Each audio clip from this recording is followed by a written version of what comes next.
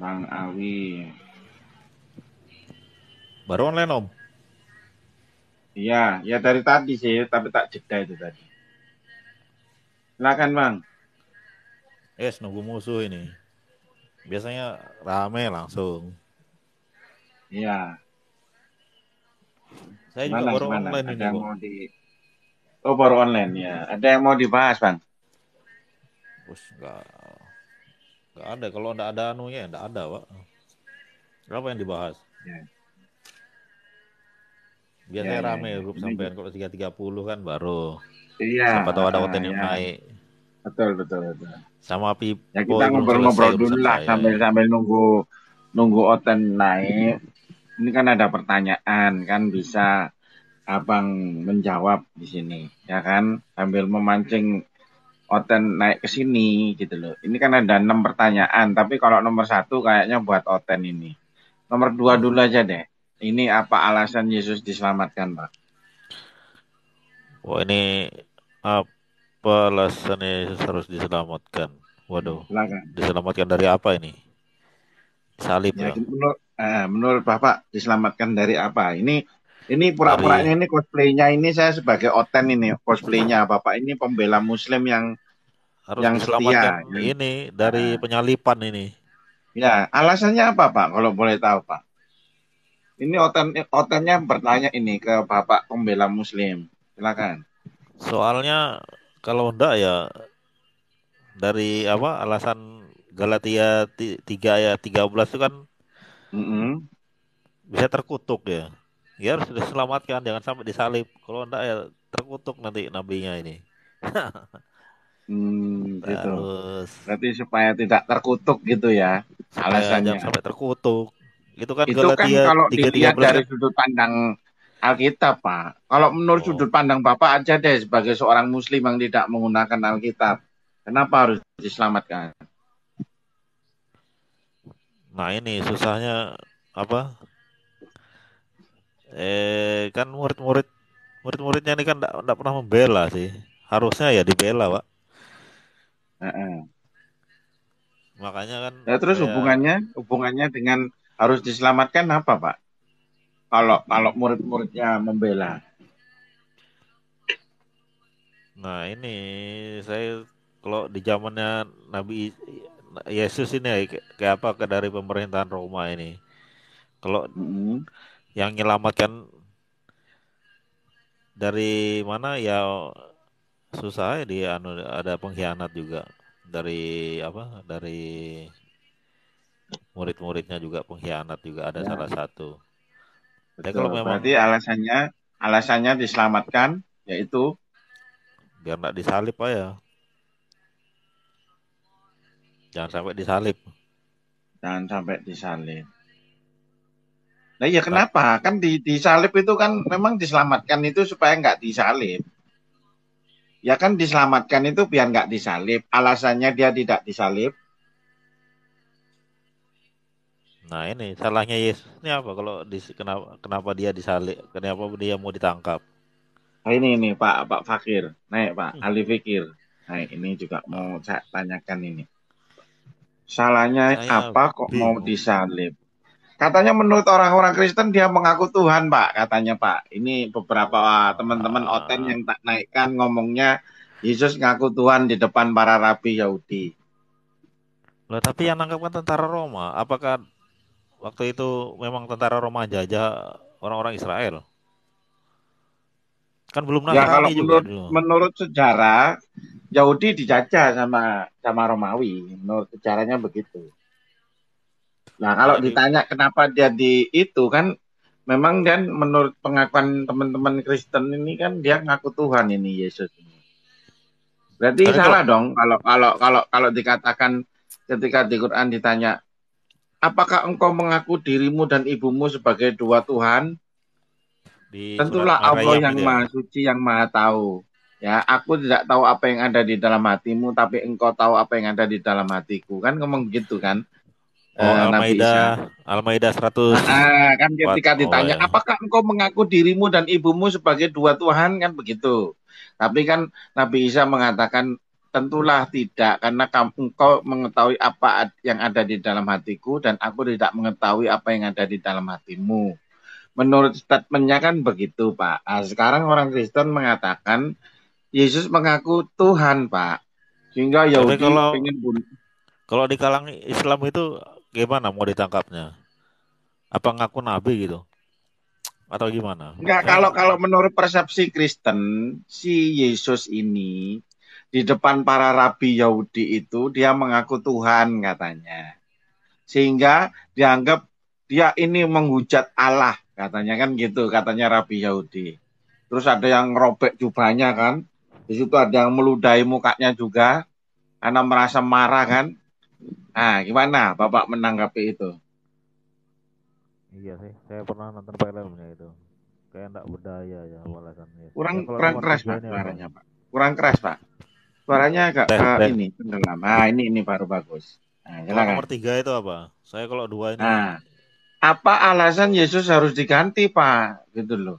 Oh, sudah diselamatin diganti orang lain lagi. Ayo coba silakan alasannya apa? Supaya nanti Oten alasannya kalau nanya ini kita bisa menjawab Pak. Gitu loh. dengan orang yang Kenapa nggak diselamatin aja deh? Kenapa kok pakai diganti orang lain lagi? itu kalau enggak salah ya di aduh saya lupa di Mican itu. Dia kalau di Injil itu ada Apa surah-surahnya. itu? Ya, apa Lupa maksudnya? aku. Sama Yudas itu ya. Ada Mm-mm. memang di kitabnya itu. Di Bible-nya itu. Cuma Apa di ayat-ayatnya sini? lupa aku. Mm-mm. Memang disuruh apa kan yang ibaratnya di antara 12 murid satunya itu setan memang. Ya, Karena oh memang satunya ada satunya yang setan. ya Terus, memang ada yang terus apa hubungannya berkhianat. sama ini? Sama pertanyaan nomor 3. Kalau satunya setan. Pak D jangan monolog, hati-hati dijewer nanti. Ya ini kan pura-puranya kan kita ini diskusi Pak, gitu loh. Ini ada Nanti pembela Muslim, nanti terus di dibilangi sini ada ano, otennya yang nanya kan begitu Pak. nanti ano Pak disaingi dikira nanti disaingi komalnya kiamat itu. Kiamat kan udah Ya, bela Islam. ya kalau nggak gini nggak kepancing Pak otennya. Kalau kita ngobrol dulu mereka mau naik nanti. Ya kita sapa dulu Lazarus. Selamat Silakan Bang. malam, Selamat selamat malam Abang. malam, Agamanya teman-teman. apa Pak Lazarus? Islam. Saya, saya, saya kenapa Pak Raka? Agamanya apa Pak Lazarus? Dibilangi kok. Kalau tanya saya itu harus di spenduk capil. Kalau nggak di spenduk Oh yang capil nggak bakal kemarin saya itu jawab. Hopita ini. Iya, Hopita. Walah, nggak tak astaga jawab. Hopita Kalau ini. bukan di spenduk capil nggak tak jawab. Iya, iya, iya. Oke, oke, nggak apa-apa. Silakan Pak, dijawab Pak itu Pak, pertanyaannya Pak. Kenapa Alasan itu Pak? nomor nomor 3. Enggak, aku tanya Pak Awi, Pak. Tanya Pak Awi. Kamu kan nggak bisa Oh ditanya. Pak. Apa-apa suruh nanya di spenduk, kan repot juga. Semua ditanya, semua Eh, suruh. Pak Raka, punten. Pak Raka, punten Eh, saya ada perlu ini. Saya nyapa iya, Pak iya, Raka. oke. Gimana Oke, kabarnya oke, Pak oke. Raka? Baik, baik. Ya, silakan. Nah, Bang Awi ya Kabar baik. lanjut-lanjut ya. Saya tak turun ya, ada perlu Ya, soalnya. Punten ya, ya, oke, punten ya. nggak apa-apa. Ya, Ya, ya, Assalamualaikum silakan semuanya. Pak Yuk, Awi. sehat-sehat selalu Eh, ya.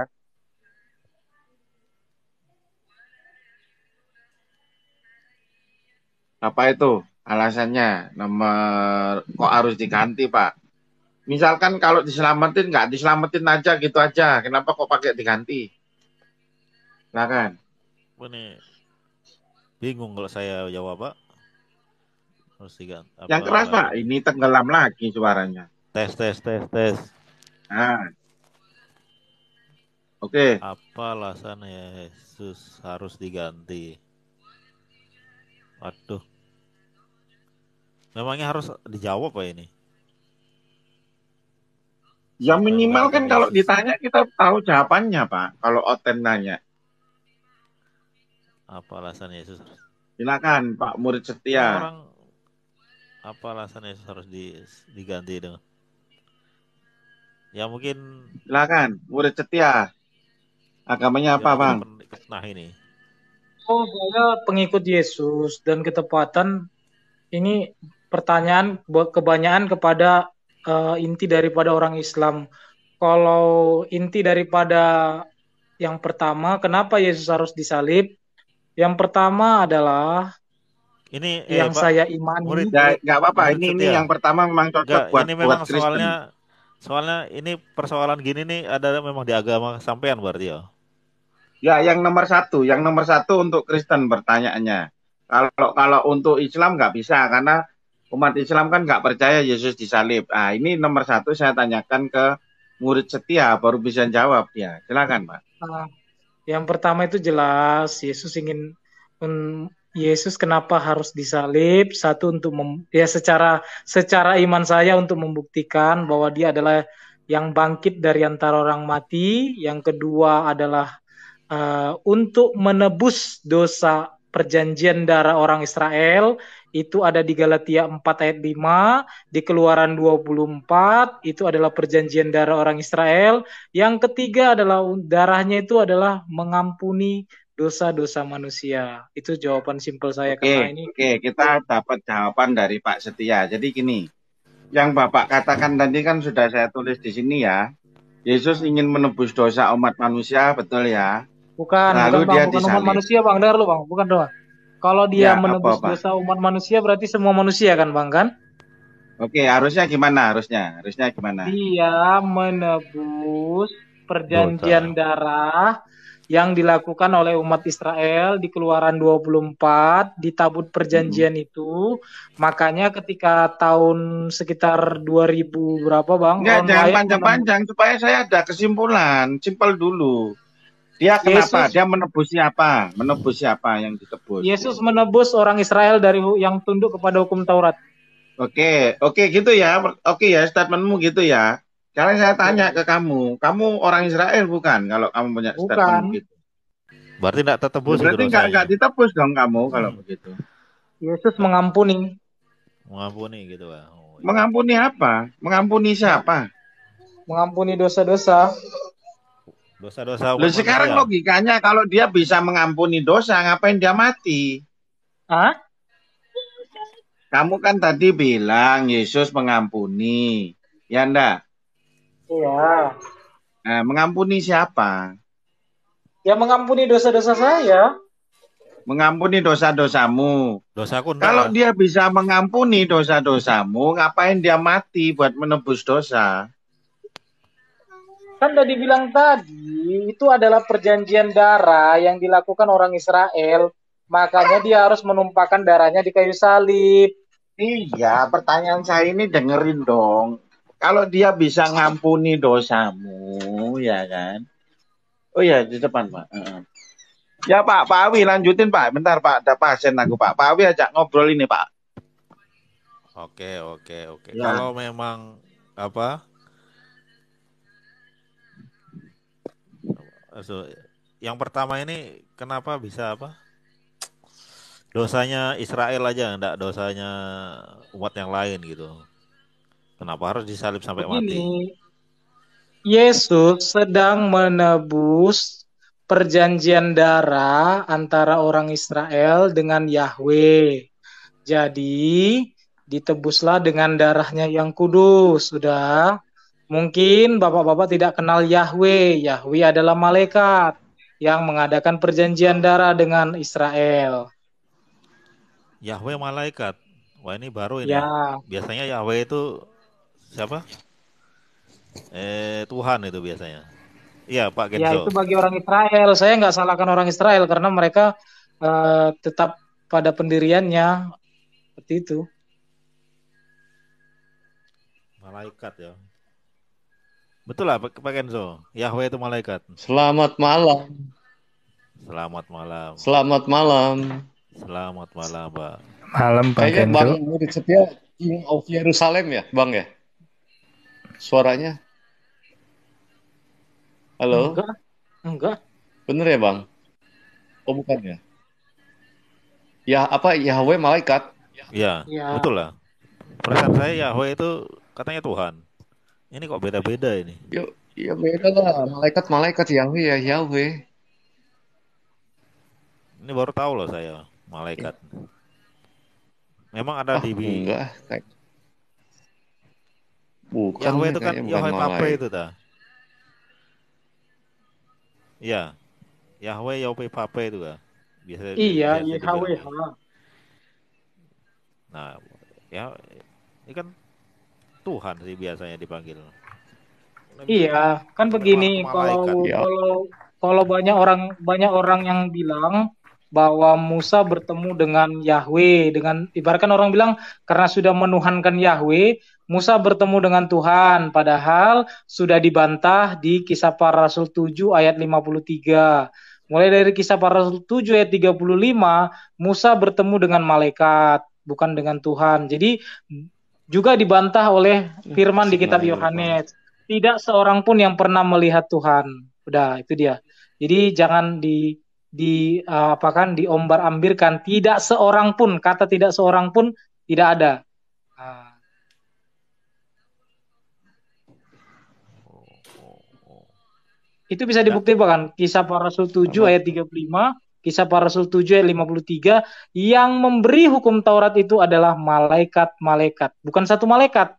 Musa pada awalnya memang diutus oleh Tuhan untuk membebaskan orang Israel dari Mesir. Akan tetapi di tengah itu ada malaikat yang bernama Yahweh, dia membajak Musa.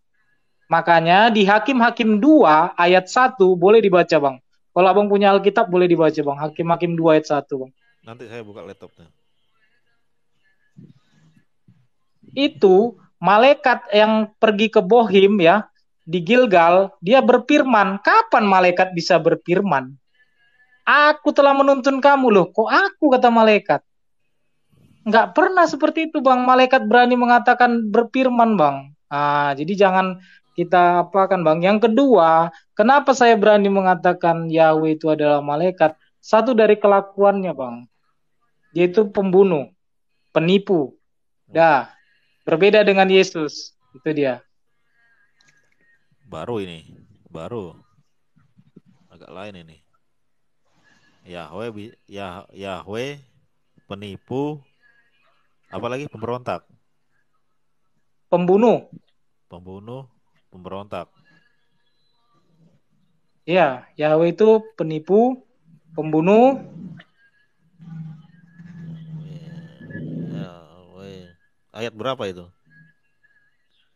Tidak sesuai perkataannya dengan apa yang dia lakukan gitu. Di hukum Taurat dia katakan jangan membunuh. Padahal di 1 Samuel dia menyuruh untuk membunuh. Di Bilangan 31 datang dia menyuruh berfirman kepada Musa, melakukan pembalasan kepada orang Midian. Di 1 Samuel, saya lupa ayatnya, di 1 Samuel dia katakan apa? Tumpaslah segala yang hidup, dari orang dewasa, perempuan sampai bayi yang menyusui, unta, lembu, kambing, musnahkan semua. Itu genocide namanya, pemusnahan massal. Ayat berapa itu? Lalu apalagi sifatnya Yahweh. Di kitabnya dia turunkan, aku adalah sembahan yang cemburu. Aku adalah Tuhan yang cemburu, yang membalaskan kesalahan bapa kepada anak-anaknya.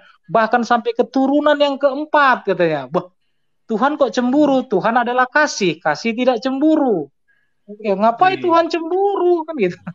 Itulah Bang Yasir sejarah singkat tentang Yahweh gitu. Yahweh berarti malah numpang nanya, Bang murid setia ini Kristennya unitarianer. Katolik atau apa ya? Saya Kristen Protestan, saya tetap di KTP Kristen Protestan. Oh, oke. Saya begini Bang, saya Lalu bertobat dalam penjara dan Ya. ketika saya diilhamkan tentang Pak Murid ini kayaknya ada sedikit agak beda sama teman-teman Kristen yang lain. Beda. Makanya ya kita beda tanyakan lah, dulu, karena Kristen Bro saya Admin. tahu Bang. Iya. Gini Bang, saya potong. Kristen saya tahu Bang, Kristen itu Ya. dari Ya. doktrin. Doktrin ini Bang, di dalamnya ada Injil, ada Perjanjian Lama, ada filsafat-filsafat, Enggak, gini ada Pak istiadat. Murid, gini loh. Saya mau menanyakan dulu ke teman-teman yang lain. Abang dengerin dulu, apakah jawabannya sama dengan kamu? Coba dengerin. Menurut Pak Bro Admin, Yesus disalib karena apa, Pak? Halo? Halo. Ya. Ya, coba dijelaskan supaya Kalau kita Yesus, tahu biar Iya, singkatnya ya Pak, sesuai di Alkitab. Penyebab Yesus disalib ini karena dianggap berbahaya atau apa ya bagi orang-orang bagi Farisi. Jadi ada pengkhianatan terhadap kekuasaan Romawi dan mengklaim Mm-mm. dirinya sebagai anak Allah yang Mm-mm. dianggap sebagai tindakan hujatan dan penistaan terhadap agama Yahudi pada waktu itu. Jadi yang Mm-mm. nggak terima ini Nah, sebenarnya imam-imam Yahudi Farisi terhadap keberadaan Yesus, di mana pengajaran Yesus ini mendapat apa ya pengikut yang mulai banyak, apalagi dengan mukjizat-mukjizatnya. Ke mm-mm. kondisi Berarti seperti itu dianggap mengancam oleh Yahudi. Pak Bro Akhirnya Admin, Farisi intinya Yahudi penyalipan itu terjadi karena karena yang dianggap ancaman sama apa Farisi, imam-imam Yahudi. Oke. Terus ketika Pak Bro mengatakan itu saya setuju dengan pendapat itu karena fakta sejarahnya kan begitu. Yang jadi pertanyaan Iya, itu apa hubungannya dengan teologi Kristen yang menyatakan bahwa Yesus disalib karena menebus dosa? Menurut Bapak yang ya. menjadi sebab yang mana ini kira-kira? Gini, kalau kondisi peristiwa, faktor eksternalnya sudah jelas. Jadi karena kecemburuan dari imam-imam Yahudi dan Farisi, sehingga membuat apa namanya rencana pembunuhan. Tetapi Mm-mm. daripada murid kan sudah diberitahu oleh Yesus mengenai hal-hal yang akan terjadi pada dirinya. Sehingga murid menafsirkan, pada saat itu Yahudi juga sudah punya kepercayaan bahwa akan ada yang namanya juru selamat atau dijanjikan oleh juru selamat. Atau istilah Mm-mm. lainnya itu Allah akan hadir di tengah-tengah kita. Kata siapa itu? Jadi Kenyataan bahwa enggak, Allah akan hadir di tengah kita itu kata siapa? itu kan janji Allah, janji Elohim atau Yahweh lah, atau YHWH. Janji itu diberikan kepada siapa? Ya kepada Israel. Israel. Israel percaya nggak kalau pernyataan seperti itu? Iya percaya toh. Siapa yang Sampai diyakini dengan Israel bahwa Allah itu datang ke bumi itu siapa? Yang seperti yang Bapak sebut.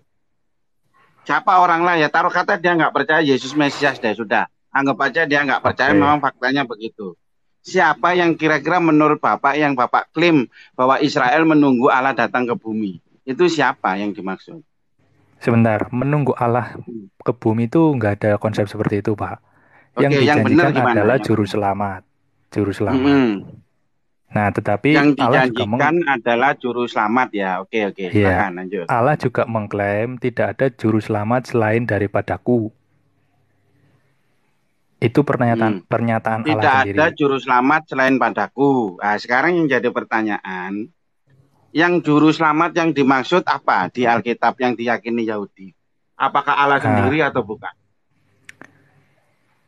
yang diyakini oleh Yahudi ya Allah sendiri. Oh begitu. Berarti Yahweh itu sendiri Jadi, yang diyakini mereka. iya, jadi akan mengirimkan juru selamat. Konsepnya bukan seperti itu sih. Yang diyakini Yahudi itu juru Ya, selamat ya ini Pak. Yang adalah benar gimana? Konsep yang benar harusnya gimana? pemimpin, ya enggak. Mm-mm. Yang diharapkan Yahudi, imam-imam Yahudi dan kepercayaan waktu itu pemimpin yang punya power atau kekuatan besar, sehingga Oke. bisa membebaskan Yahudi dari apa ya, kekuasaan Romawi, Ya, ya oke. Sekarang melawan saya tanya, Romawi. Intinya ketika itu. ketika dikatakan Pak Bro Admin bahwa dia adalah pemimpin yang mampu membebaskan Romawi, yang saya tanya, apakah sosok Allah sendiri yang ditunggu kedatangan oleh Yahudi? Kalau Yahudi itu Mesias, Pak, atau juru selamat, konsepnya itu. Ya, Tapi saya Allah nggak tanya janji. begitu. Yang saya tanya, apakah sosok Allah sendiri yang dalam arti Yahweh sendiri yang turun yang dimaksud menurut konsep itu saya nggak bertanya Yesus turun ke dunia seperti yang diyakini orang Kristen karena ini kan dilihat dari sudut pandang Enggak. Yahudi kan Bang ya. Iya, dari Ya sudut kita pandang melihatnya dari Yahudi sudut hanya pandang Yahudi ya Mesias. Bang ya. Ya, hanya Mesias, Oke, Pak. Abang sebagai seorang Diberitakan Katolik, hanya saya sebagai Mesias. seorang Muslim, Abang Katolik, saya Muslim, kita memandang Yahudi dari sudut kacamata orang Yahudi apa yang ditunggu oleh mereka, begitu ya Bang ya? Setuju ya Bang? Mm-mm. Setuju ya? Saya Iya, Islam, Abang betul Bro ini betul. Katolik. Kita melihat apa yang ditunggu oleh Yahudi menurut sudut pandang mereka, bukan menurut sudut pandang kita yang bukan orang Yahudi. Setuju? Benar-benar. Oke. Benar-benar. Setuju. Nah, lalu siapa? Siapa yang ditunggu? Apakah Allah itu sendiri dalam artian Yahweh itu sendiri yang menjadi penyelamat Israel itu dalam arti makna membebaskan mereka? Enggak. Silakan. Bagi Yahudi gini. Jadi bagi Yahudi arti Mesias ini adalah seorang pemimpin yang dijanjikan oleh Tuhan untuk datang dan menyelamatkan umatnya dari penderitaan atau penindasan. Ya. Serta memimpin, ya intinya melawan ini sih. Karena kondisinya waktu itu kan di bawah kepemimpinan Romawi ya, Yahudi ini. Sehingga intinya untuk membebaskan mereka supaya merdeka sendiri. Betul. Itu masuk semua Ya. enggak itu nubuatan itu di dalam diri Yesus? Kalau taruh kata ya sudahlah ya, yang dimaksud itu adalah Yesus. Kira-kira menurut sudut pandang Yahudi masuk semua enggak kriterianya? Kalau sudut pandang Yahudi enggak masuk. Ya terus gimana? Kita bisa meyakinkan mereka, padahal itu kan yang ditunggu mereka, bukan ditunggu kita. Ya, jadi pengertian yang dimaksud Tuhan mengenai membebaskan ini bukan membebaskan melawan ini ya, Romawi seperti yang ditafsirkan oleh Yahudi. Jadi memang menurut ada Bapak Yahudi dua. menafsirkan sendiri kitabnya. Iya kan persepsinya Yahudi seperti itu. Persepsi Bahwa Yahudi Mesias atau menurut Bapak salah. yang diurapi ini, menurut Yahudi yang diurapi ini atau Mesias ini dia akan memiliki power yang besar, membebaskan Ya, dari Romawi. betul. Sementara Betul. Tuhan, Jadi menurut Bapak yang bukan orang Yahudi menganggap persepsi itu keliru atau persepsi itu memang benar. Gitu loh. Itu yang saya tanyakan. itu persepsinya keliru. Nah, Anda sebagai seorang di luar Yahudi kenapa bisa mengatakan kalau itu keliru? Iya, bahkan dibilang munafik. Sekarang kenapa? gini. Kan ada alasannya, Pak. Ketika Anda memberikan silakan. Alasannya gini. Bahkan sudah sering dilihat sama imam Yahudi sendiri bahwa ada hal-hal yang di luar nalar mereka bisa dilakukan oleh Yesus.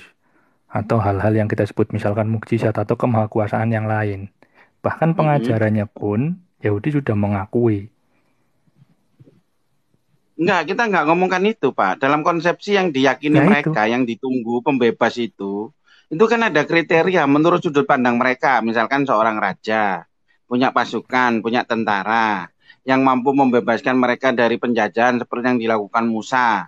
Ketika Musa mampu membawa mereka keluar dari Mesir terhadap jajahan kungkungan Fir'aun, itu kan bagi mereka Mesias itu Musa. Terus belum lagi Raja Daud yang melawan Goliat. Bagi mereka Raja Daud ini Pak, apa itu? Mesias, penyelamat mereka. Gitu loh. Dalam arti pemaknaan Mesias yang benar-benar Pak, maksudnya nyata gitu loh.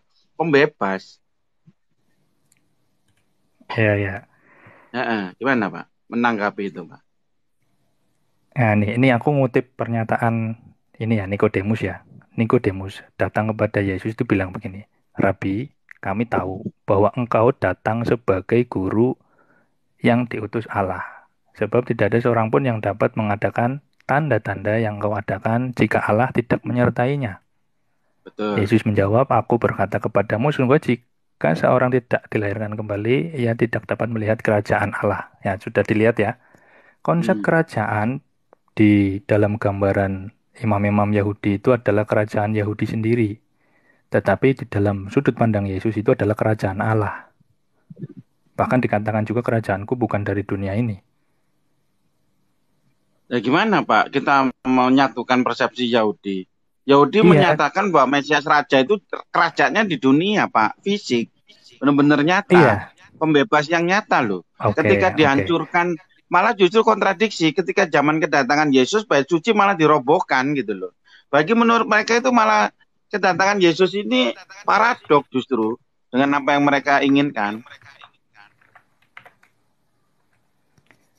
Ya kan? Ketika Yesus datang 33 Masehi dia disalib, Kemudian 40 tahun kemudian 70 Masehi, Jenderal Ya, Titus atau Raja Titus. Titus menghancurkan bait suci, Raja Herodes dilululantakkan.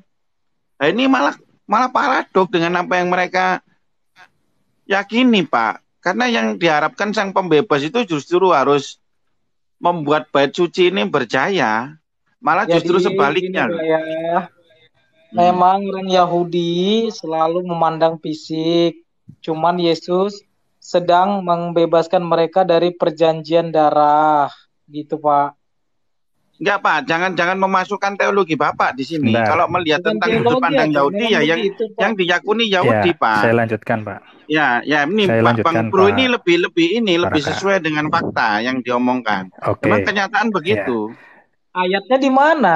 Saya Bukan sebentar, karang-karang asumsi ya gitu. sebentar, ya sebentar. Saya bilang tadi pemimpin Yahudi atau imam dan Farisi ini kan memang orang munafik.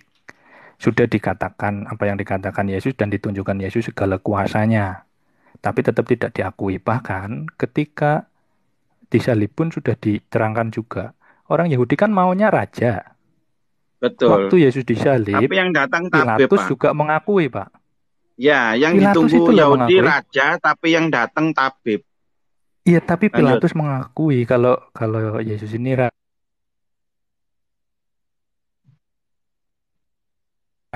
Halo? di atas kepalanya. Mm-mm. Inilah raja orang Yahudi. Itu Pilatus yang nyuruh nulis itu. Mm-mm. Tapi itu olok-olok, Pak. Iya, artinya Pilatus juga mengakui. Mau Iya, olok-olok, mau diolok-olok apa itu ya. judulnya dia diakui. Mm-mm. Malah gini, orang Yahudinya kan mintanya jangan tulis seperti itu. Ya, Mm-mm. tapi kan Pilatus nggak mau. Karena dia sudah diperingatkan sama istrinya. Saya kembalikan ke sudut pandang Yahudi, Pak. Bapak percaya Iya. kalau Yahudi itu orang yang manusia yang menyatakan dirinya sama dengan Allah, itu kan dianggap penghujatan ya, Pak. Betul ya? Iya, itu udah terjadi. Orang itu. yang menyatakan dirinya dengan Allah, bahkan Rabi itu marah, sampai meludahi muka Yesus lalu dia merobek jubahnya kan begitu kan. Nah, bahkan mau melempar batu, mau dirajam, lolos terus kan menurut cerita di video itu kan. Betul. Nah, sekarang gini, Pak. Artinya kita harus sepakat dulu bahwa memang menurut keyakinan Yahudi, apapun itu Yahweh yang berwujud manusia itu mereka tolak, Pak. Kita sepakat ya di sini ya soal ini. Iya, sepakat. Ya, sepakat ya bahwa itu bentuk penghujatan, Pak. Kalau Yahweh yang mereka yakini sebagai Tuhan yang Maha Besar ini bisa sampai menjadi manusia, itu adalah bentuk penghujatan terhadap keyakinan mereka. Ibaratnya orang Islam mengatakan syirik lah, Pak ya. Menyekutukan Tuhan. Iya. Menganggap Tuhan itu sama dengan manusia, manusia sama dengan Tuhan. Ini kurang lebih ini mirip lah. Mirip, betul. Bahkan sampai sekarang. Mereka mentauhid. Ya, sampai sekarang bahkan. Bahwa mereka itu bukan manusia menyetarakan jadi Tuhan, Tuhan yang jadi manusia. Ya, apapun itu, Pak. Yang penting Yahweh itu tidak boleh disamakan dengan ciptaannya. Ini menurut Yahudi, Pak. Makanya mereka dia marah, merobek-robek jubah, meludahi mukanya, bahkan mau melempar batu, kan faktanya begitu. Nah, ini kita harus sepakat dulu di sini. Tadi kan saya bilang tadi, di mana buktinya Yesus itu disalib untuk apa? Makanya kita itu selalu melihat, oh Yesus disalib karena dia menyetarakan dirinya dengan Yahweh. Nggak ada Yesus menyetarakan diri dengan Yahweh. Dia selalu mengatakan Bapa. Ya makanya kita tanya dulu, Pak. Ini kan kita diskusi mencari penyebab kenapa dia dibunuh, kenapa dia disalib, kan begitu. Makanya kita membuat diskusi ini. Loh, kok turun malah? Kok turun ya? Lanjut, Bang Bro, silakan. Berarti penyetaraan itu dilarang ya, Pak Bro. Nah, penyetaraan itu dilarang ya? Iya, ditolak. Ya, Oke, mereka meyakini bahwa tauhid ya sama. Islam juga meyakini tauhid juga. Oke. Jadi gini. Nah, terus kenapa, Pak, kok dia dibunuh, Pak? Menurut Bapak? Loh, kalau dibunuh kan tadi udah tahu alasannya. Apa itu? Bahwasanya itu sih tadi waktu peristiwa itu kan karena kecemburuan Imam Farisi, ya. Karena Yesus mengadakan mujizat dan mulai banyak pengikut. Makanya kan, sebentar, ayatnya kan, sebentar. Ayatnya itu kalau nggak salah, yang ini loh, lebih baik mati satu orang atau apa ya sebentar sih.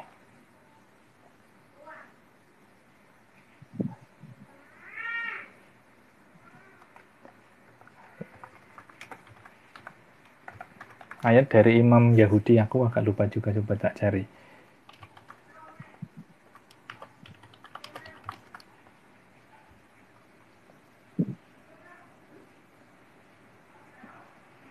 Lebih baik apa yang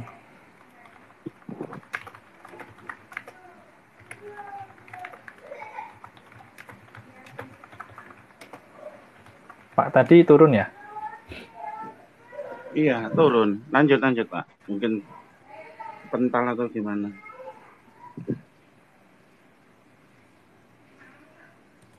Lanjut, Pak. Gak apa-apa, Pak. Tunggu, Pak. Saya tunggu, silakan. Sebentar, aku lupa ayatnya.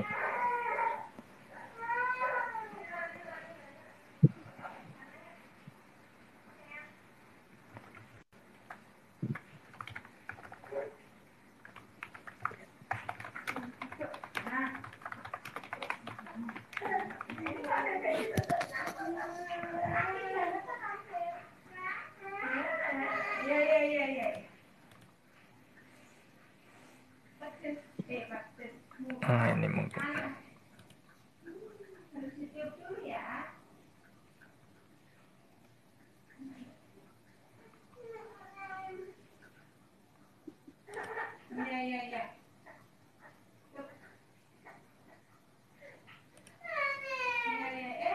Wah, bentar, nanti tak inget-inget Pak, aku lupa.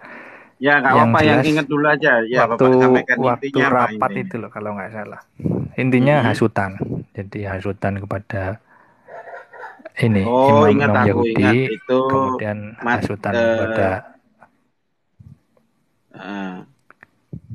Matius pasal 8 itu ya. Matius 8, 57, 58. Coba itu benar enggak? Bentar. Bukan yang ini. Ada satu lagi. Waktu itu, sebentar sih. Ayatnya bunyinya gimana ya? Karena ini kan waktu Yesus mengaku aku dan Bapa adalah satu. Sebelum Abraham aku telah ada. Terus mengaku apa lagi? Pernyataan dari Imam Yahudi. Tapi aku lupa, nanti tak ingat-ingat. Ya intinya adalah bahwasanya itu hasutan dari Imam Yahudi. Alasannya yaitu tadi karena kecemburuan lah. Kecemburuan sama Yesus, pengikutnya mulai banyak. Begitu.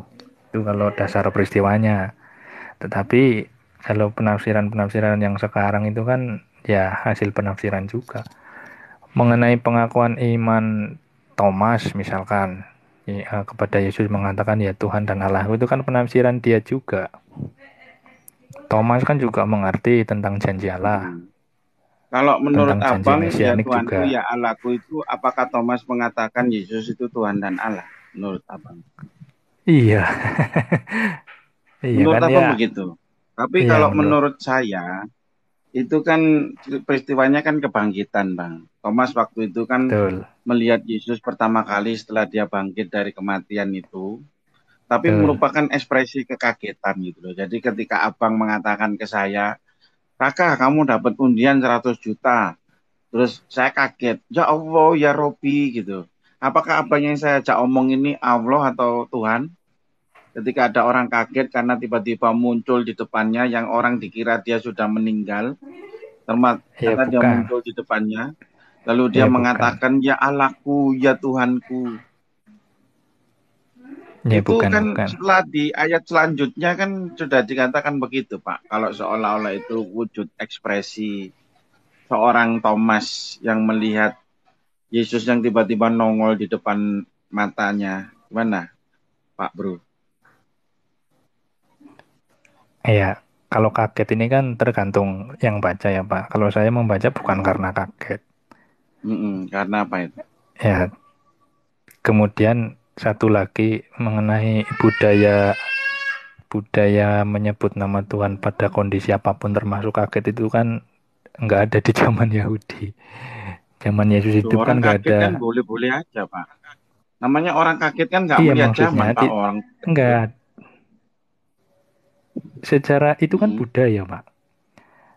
Mm-mm. Kaget kemudian menyebut nama Tuhan itu kan kalau di Yahudi menyebut nama kan nggak boleh sembarangan. Jangan kan apalagi pas kaget. Ya mungkin kalau menurut saya memang nggak sesuai lah dengan budayanya waktu itu. Mungkin setelah abad 6 ke sini Menurut mungkin Bapak. baru ada budaya-budaya seperti itu. Oh, orang Dalam kaget baru kondisi ada apapun. terakhir-terakhir ya menurut Bapak ya. Ya lucu Iya, juga sih. Maksudnya orang kaget ditentukan ya abadnya baru ada kaget gitu, ada terkejut kata Pak bukan Bro. bukan Gimana? budaya kaget kemudian Loh, atau orang dalam kaget itu kondisi bisa apapun. manapun, Pak, nggak melihat Belum budaya. selesai, belum Coba selesai. Bapak orang Jepang Belum Bapak selesai, belum kagetin. selesai. Dia tetap Belum terkejut selesai. ya. Belum ya, Silakan. kalau orang latah kaget itu nyebutnya macam-macam. Ya, kebetulan dia hidup di zaman sekarang. Latah dia nyebutnya ada yang nama Tuhan, ada yang lain-lain, kayak gitu loh. Ya. Tapi kalau disesuaikan dengan apa abad ya agak aneh juga sih Pak. Maksudnya. Iya, karena budaya Jelasan. Yahudi menyebut nama Tuhan nggak boleh sembarangan, Pak. Apalagi waktu kaget.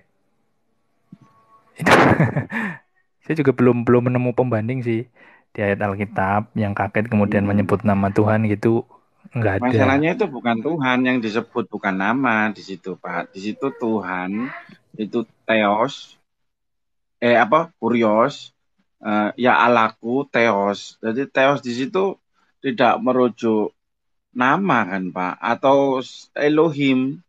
Ya Adonai, ya Elohim. Ibaratnya kalau dibilang ya, artinya di situ ada Adonai, ada Elohim Pak. Elohim bukan nama Tuhan Pak.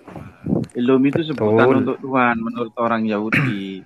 Jadi Iya, ya bisa betul, aja Pak. kalau dia bilang begitu. Tapi kuriosnya untuk Tuhan Yesus ini, teosnya ya ditujukan untuk yang di atas gitu loh, menurut persepsi mereka. Iya, itu kan menurut jenengan. Ya sih, Kalau menurut persepsi saya. mereka, ya. Karena Persepsi kan bisa saya macam-macam Pak. Bapak juga iya, punya karena persepsi saya melihat yang budaya, lain. Pak. Karena saya melihat ada batasan budaya. Ya, kalau nggak ada batasan budaya mungkin bisa saja seperti itu. Artinya gini loh. Masalahnya kan nggak disebut Yahweh Pak di situ. Terjemahannya pun bukan Yahweh, halo. Ya kan? Iya, Ya, makanya gimana saya Bapak bilang mengatakan tadi. budaya Yahudi menyebut nama Yahweh di situ sedangkan nggak ada nama Yahweh? Gini. Nah, ini kan gimana Mungkin Bapak? sebagai pembanding. Kecuali kalau Mungkin di sebagai situ pembanding. terteranya Yahweh, Bapak betul alibinya. Secara Gini, tradisi sebagai nggak mungkin pembanding, Yahudi menyebut nama iya, Yahweh itu sebagai mustahil. pembanding. Sebagai pembanding, kira-kira ada cerita atau sejarah atau pernyataan atau kata atau bagaimana yang ketika kaget menyebut Adonai gitu. Ya Adonai atau apa ya? Ya Elohim gitu. Kira-kira di mana gitu? Ya karena tidak ada terkejut ketemu Yesus yang dikira sudah mati, Pak. Ini kan luar biasa, Pak. Sudah ini dianggap saja, mati. Sudah dianggap mati, kan tiba-tiba ada nongol di yang depan lain Bapak. Coba misalkan Iya. Bapak punya teman dekatnya sudah meninggal. Tiba-tiba nongol di depan kamu. Apa kamu nggak langsung Astagfirullahaladzim, ya Allah, ya Tuhan, lah, gitu kan? loh.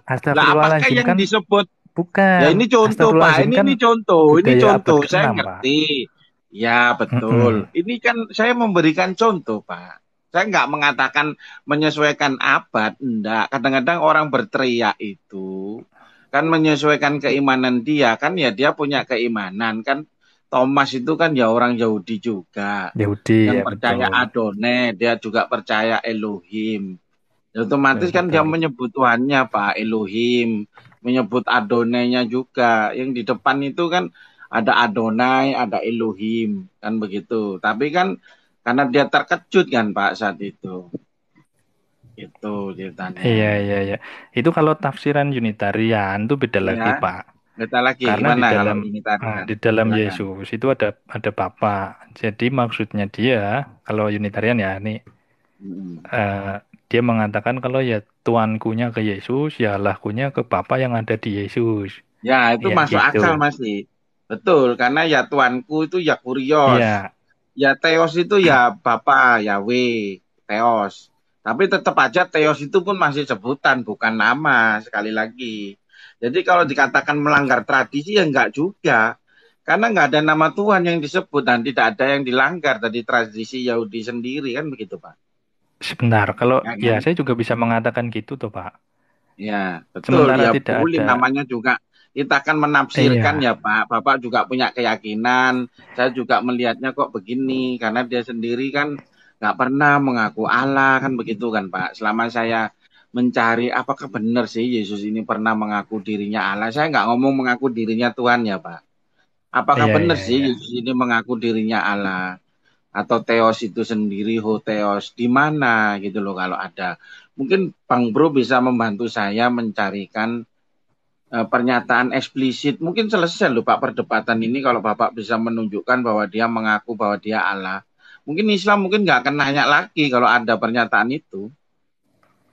Gitu loh. Mengaku Allah ya. Kalau Ya mengaku Allah ya mengaku. dengan mulutnya sendiri bahwa aku adalah Allah. Oh, Jangan iya. mengatakan aku adalah Tuhan, aku adalah guru misalkan. Aku adalah guru dan Tuhan. Ternyata di versi paralel ada perbedaan, Pak. Nah, ini kan juga aneh juga. Ada versi paralel selabar itu akulah guru dan junjungan tulisannya. Berarti kan memang ada arti yang berbeda yang sebetulnya dari kata Tuhan yang ada di situ gitu loh, Pak.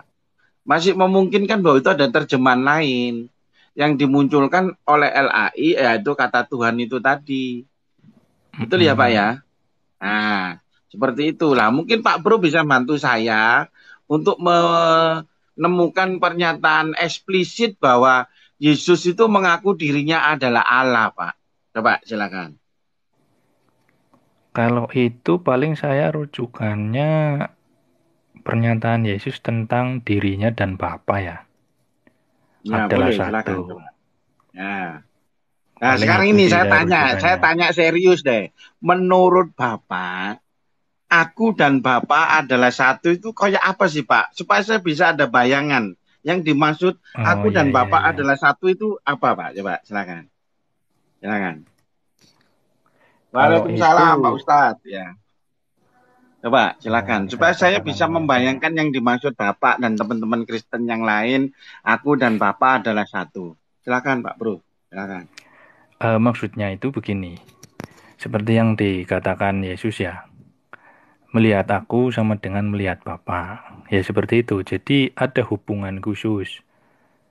Sehingga dikatakan satu itu karena menurut klaimnya Yesus, Bapa tidak ada yang pernah melihat. Tapi Yesus juga mengklaim, melihat aku sama dengan melihat Bapa.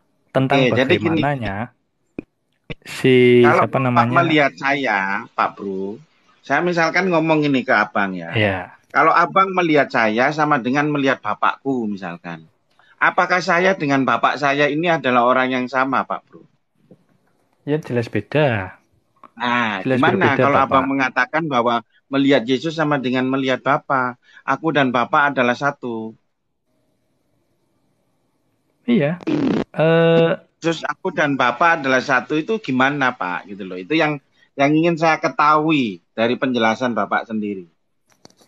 Oke, saya jawab dari pernyataan Yesus saja. Bentar.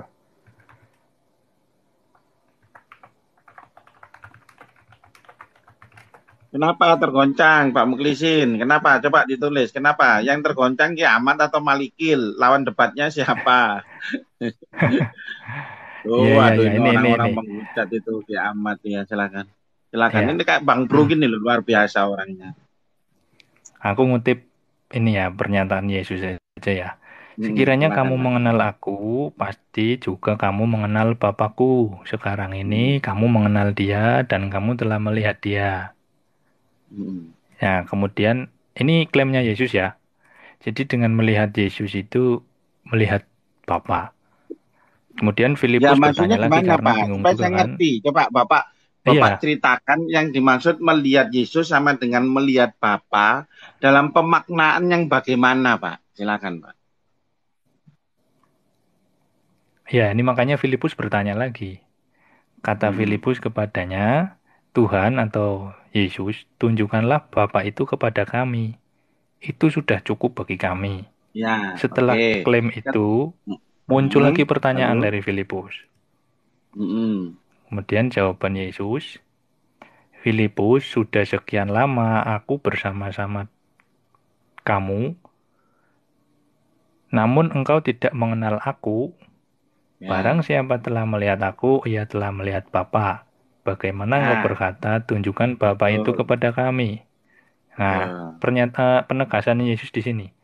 Tidak percayakah engkau bahwa aku di dalam? Yang saya tanyakan itu penjelasannya Pak Bro. Lah ini penjelasannya Yesus ini. Kalau yang Yesus Bapak baca saya juga bisa baca. Ini penjelasan Yesus Pak.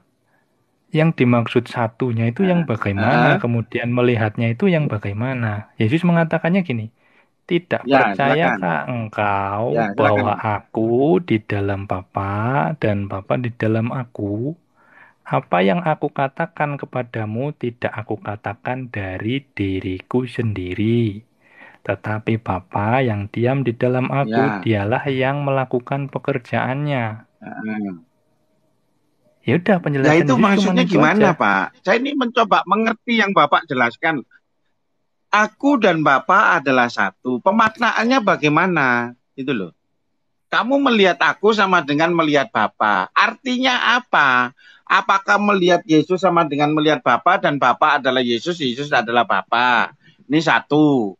Atau aku dan Bapa adalah satu himpunan, tapi Yesus sendiri, Bapa sendiri.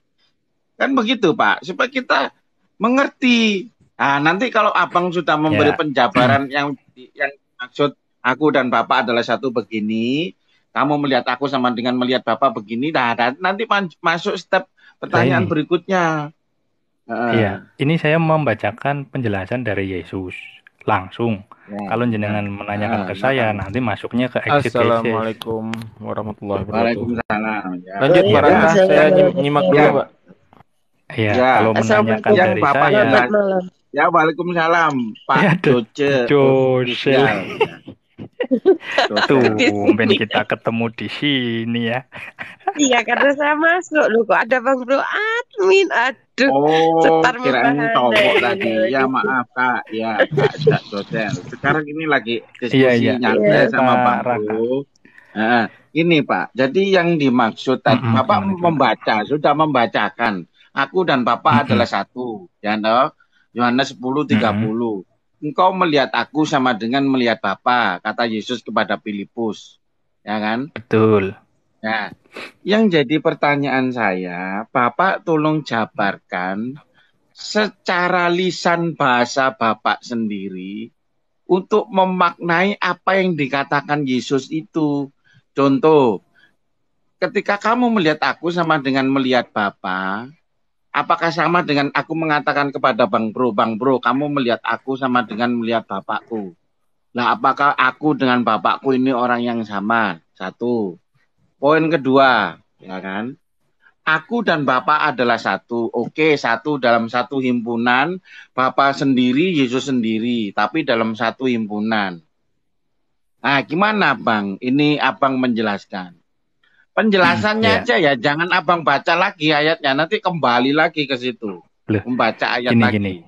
Ini, coba jenengan jawab dulu nih pertanyaan Yesus. Tidak percayakah engkau bahwa aku di dalam Bapa, Bapa di dalam aku? Jawab dulu, jenengan percaya enggak?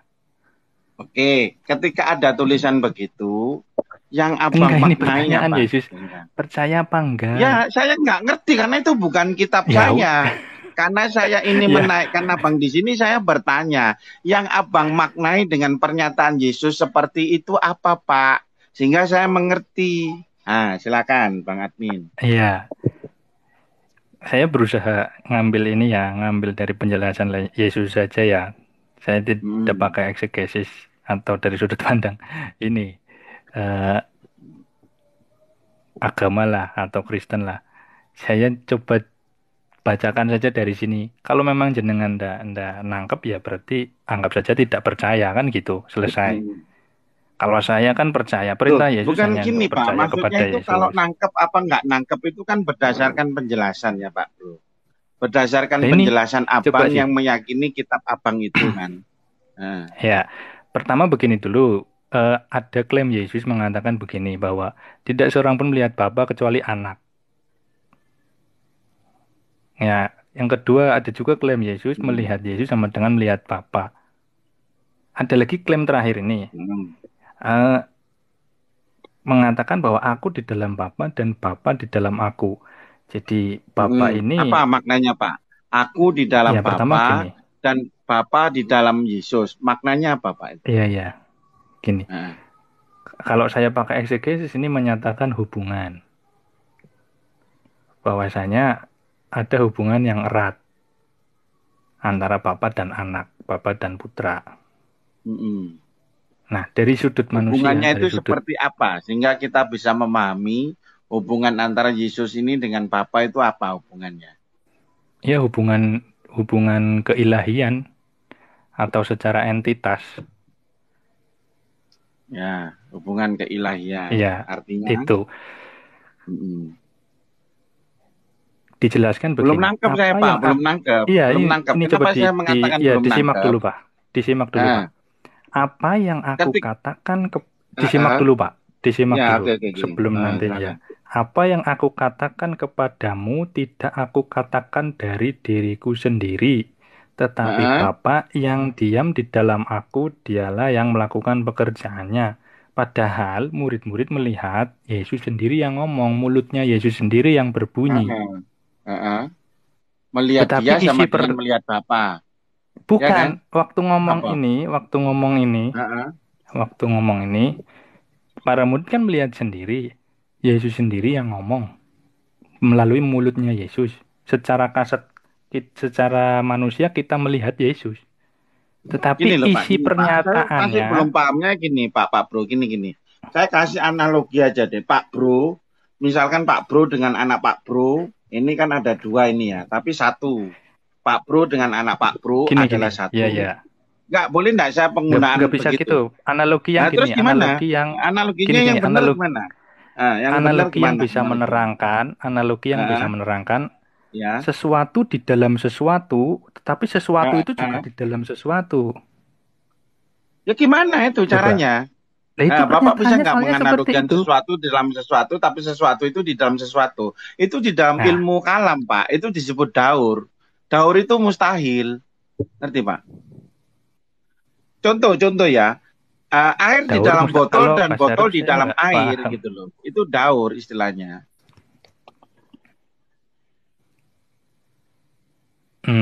Gimana air yang di dalam botol, daur berarti tapi dia di dalam air, tapi dalam pemaknaan gini loh.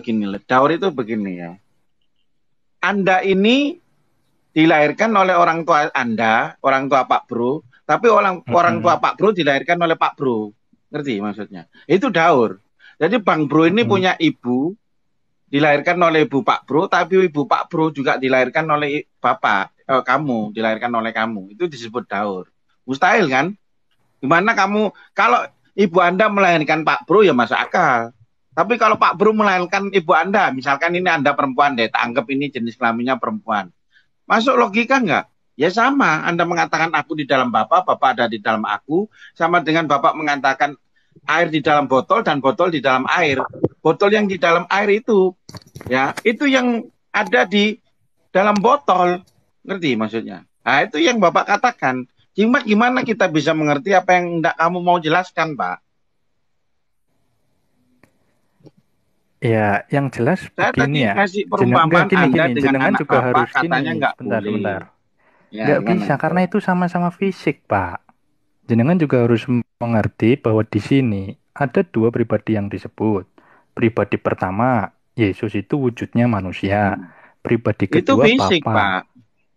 Enggak, Yesus Bapak itu fisik bukan, ya. Bentuknya kan fisik Bapak kan. Fisik bukan, Bapak. Sekarang saya tanya, Roh Kudus fisik enggak? Nah, bentuknya merpati bukan enggak? Ini yang ini Halo, dulu. Yang Bapak ini fisik apa? atau saya bisa bukan? Ya, bantu. kalau Bapak menurut Anda tidak fisik, oke, Yesus fisik. Roh Kudus fisik, Pak. Burung Nah, merpati, Pak.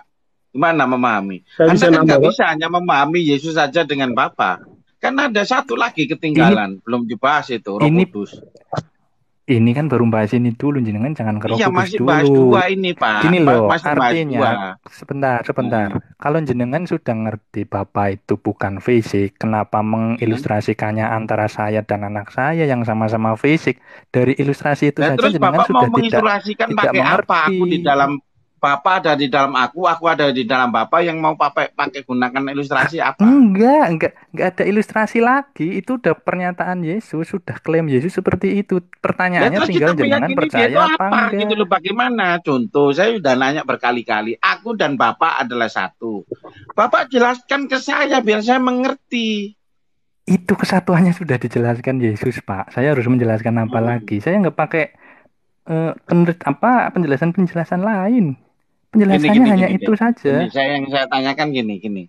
Ketika Anda mengatakan aku dan Bapa adalah satu, padahal di Alkitab dikatakan tentang hari kiamat itu tidak ada seorang pun yang tahu, malaikat tidak tahu, anak pun tidak tahu, hanya Bapa saja yang tahu. Ketika Anda mengatakan Yesus ada di dalam Bapa, Bapa ada di dalam Yesus, kok bisa Bapa tahu hari kiamat tapi Yesus nggak tahu hari kiamat? Kok bisa? Menurut jenengan tahu itu Saya harus nggak tahu, bagaimana? makanya saya bertanya, Pak ini maksudnya apa? Lah, Kecuali kalau dikatakan aku dan Bapak adalah dua, nah, itu masuk akal. Omongan bahwa anak tidak tahu hari kiamat masuk akal buat saya. Tetapi kalau dikatakan Bapak tahu hari kiamat, anak tidak tahu, malaikat pun tidak tahu, lalu Bapak mengatakan anak dan Bapak adalah satu, lo gimana cara berpikirnya, Pak? maksudnya yang cara berpikir gimana jenengan salah mikirnya, Pak? Begini loh, Saya Kalau ulangi masuk ke lagi, hari kan dikatakan kiamat. oleh Bapak, aku dan Bapak adalah satu, kan Bapak ngomong. Saya minta permintaan iya. penjelasan, Bapak ngomong Tes. Bapak di dalam Yesus, Yesus di dalam Bapak, kan Bapak memberikan contoh itu. Saya Iya, disuruh itu aja memahami yang sendiri. dijelaskan Yesus. Iya, saya kan disuruh memahami pernyataan kamu. Lalu saya kasih ilustrasi. Ini bukan Nggak ada kehendakku, Kalau melainkan diilustrasi kehendak lagi Bapak nanti yang nggak mengutus aku. nyambung. Gini loh Pak, ya. Aku tidak bisa berbuat apa-apa atas diriku sendiri. Penghakimanku adil, ya. Aku tidak bisa berbuat apa atas diriku sendiri. Ini kehendak Bapa yang mengutus aku. Pertanyaan begini, Pak, secara nalar ya. Kalau Abang mengatakan bahwa aku dan Bapak adalah satu, bagaimana mungkin kehendak Bapak nggak sama dengan kehendak anak, sedangkan anak di dalam Bapak, Bapak di dalam anak, dan Bapak dan anak adalah satu. Itu loh Pak. Bapak ngerti nggak yang saya tanyakan ini? Tes. Supaya saya- Ada suara nggak nih? masuk. Ada. Ya. Maksudnya begini loh bro admin. Kalau kalimat itu tidak dapat dijelaskan, maka kalimat tersebut pun bakal bertabrakan dengan ayat-ayat yang lain, gitu loh maksudnya Pak Raka. Ya. Gini loh, Seperti itu itu. sudah penjelasan Yesus, Pak. Saya tidak pakai eksegesis saya. Berarti kalau itu sudah penjelasan Yesus dan itu tidak perlu dijelaskan lagi, maka ayat tersebut lalu siapa yang Muklisin noise Pak. siapa yang Mute ini? dulu Pak. Noise. Noise. Turun dulu tak naikkan lagi. Ya betul Pak Lisa, betul yang dikatakan Pak. Nah, Jadi begitu ada kalau ayat. seharusnya ayat itu bisa dijelaskan. Karena kalau tidak bisa dijelaskan dengan kata-kata Yesus seperti itu, maka akan kontradiksi dengan ayat-ayat yang lain.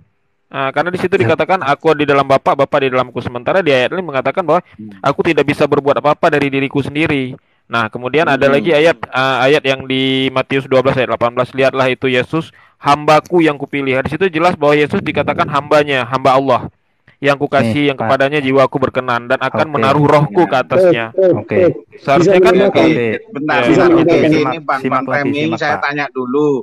Bentar, Bang Preming, agamanya apa Bang? Yang baru naik kan kita belum kenal, belum tahu, Abang belum Kristen. ngomong.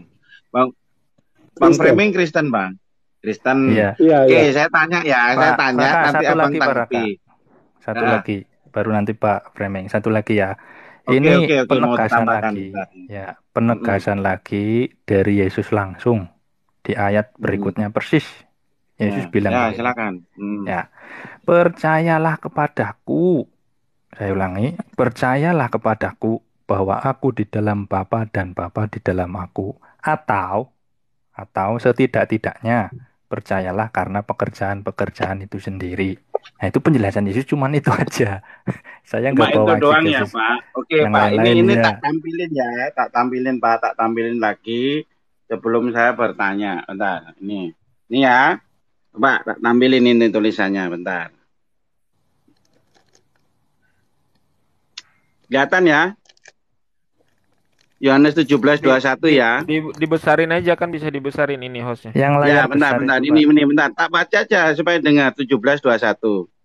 Supaya mereka semua menjadi satu sama seperti Engkau ya Bapa. Di dalam aku dan aku di dalam Engkau. Ya. Agar mereka juga di dalam kita. Supaya dunia di dalam percaya kita. bahwa Engkau lah. Bentar Pak, dibaca dulu Pak, jangan dipotong dulu. Ya. Agar mereka juga di dalam kita, supaya dunia percaya bahwa Engkaulah yang telah mengutus aku, ya. Supaya mereka, ya, mereka ini 12 rasul, karena yang diajak ngomong pada saat itu 12 rasul, menjadi satu, sama seperti Engkau ya Bapa. Engkau ini Bapa ya, di dalam aku dan aku di dalam Engkau Bapa, ya kan? Agar mereka juga di dalam kita. Berarti mereka ini 12 rasul, Yesus, Bapa, total ada 14 menjadi satu. Ya, ini jadi repot nanti kamu kalau udah kena 14. Kalau 2 sih kamu masih bisa bikin halusinasi gitu loh. Tapi kalau 14 kan sulit. Jenengan harus paham dulu, jenengan harus paham dulu. Yang diklaim Yesus itu mengenai aku di dalam Bapa dan Bapa di dalam aku. Oke, saya kasih Dan lagi ayat lagi tentang itu bentar ya. Oke, saya tampilin ya. Galatia 1:16 saya tampilkan. Ya, silakan.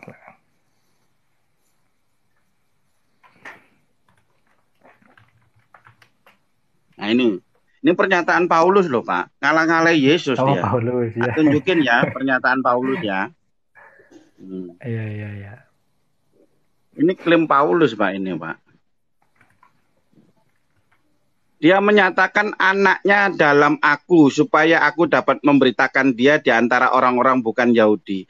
Ini Paulus mengatakan Yesus ada di dalam dia Pak. Kamu mau ngomong apa di sini? Sebentar.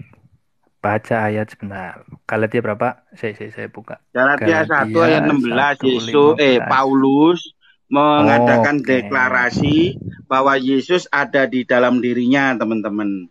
Kalau Yesus menyatakan Bapa ada di dalam aku ada di dalam Bapa, oke lah kamu tafsirin segala macam.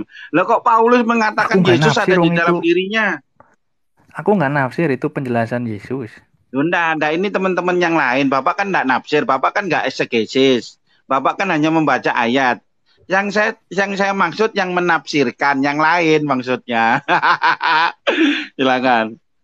Oke, aku belum nanya ini sama si Framing ini. Bang, buka silakan Pak Framing.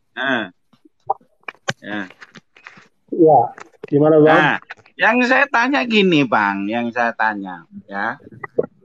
Coba jelaskan ke saya apa maksudnya aku dan Bapak adalah satu. Kasih penjelasan simpel, nggak usah berbelit-belit, jangan ruwet. Kasih contoh juga boleh, silakan. Oke. Ini. Tes, kedengaran nggak? Kedengaran.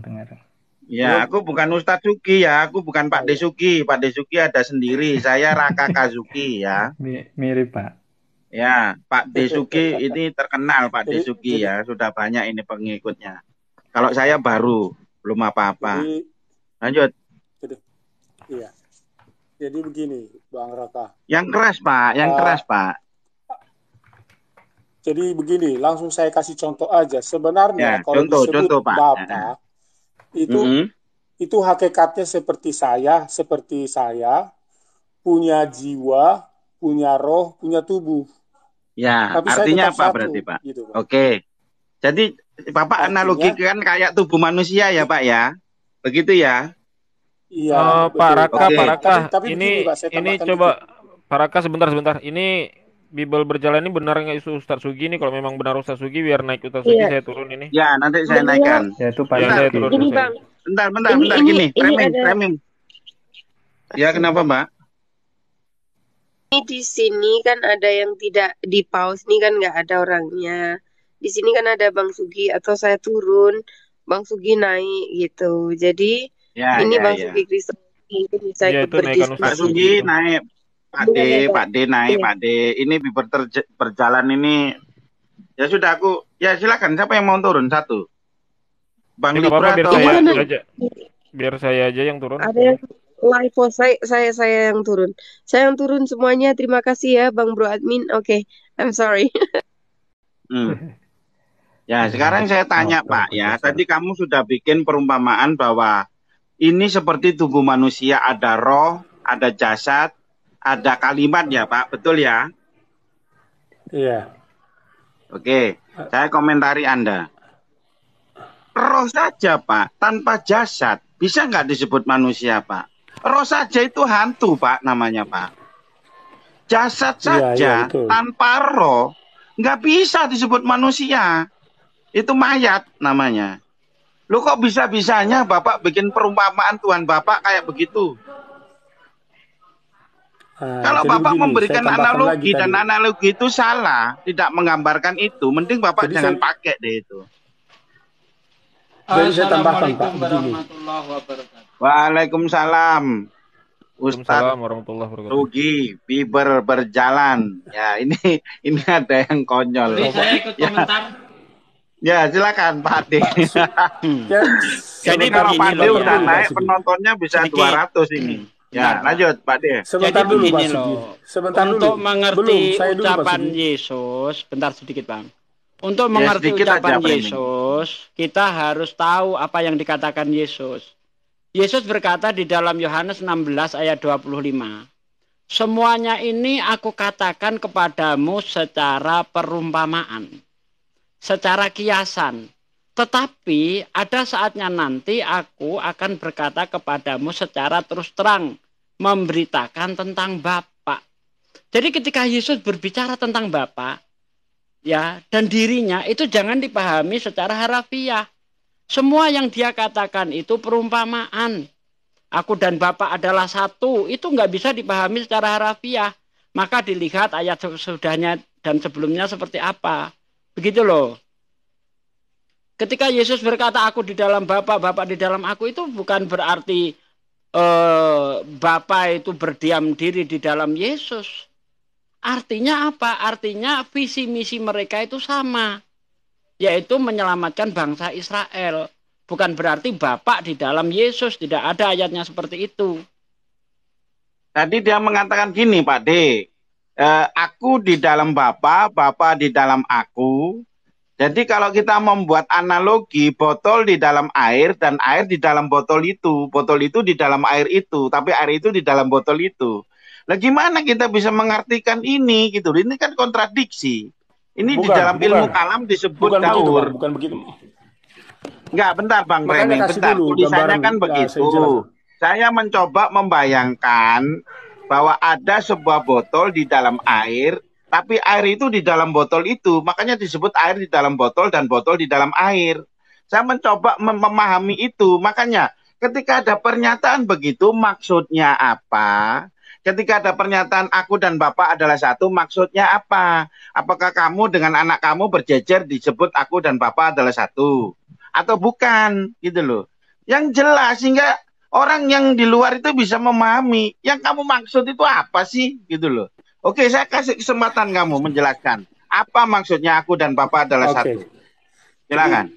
Jadi begini, saya sudah kasih analogi tadi seperti kita tubuh, jiwa, dan roh.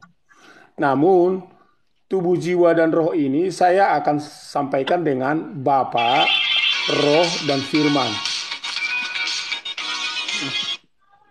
Bentar. Lanjut.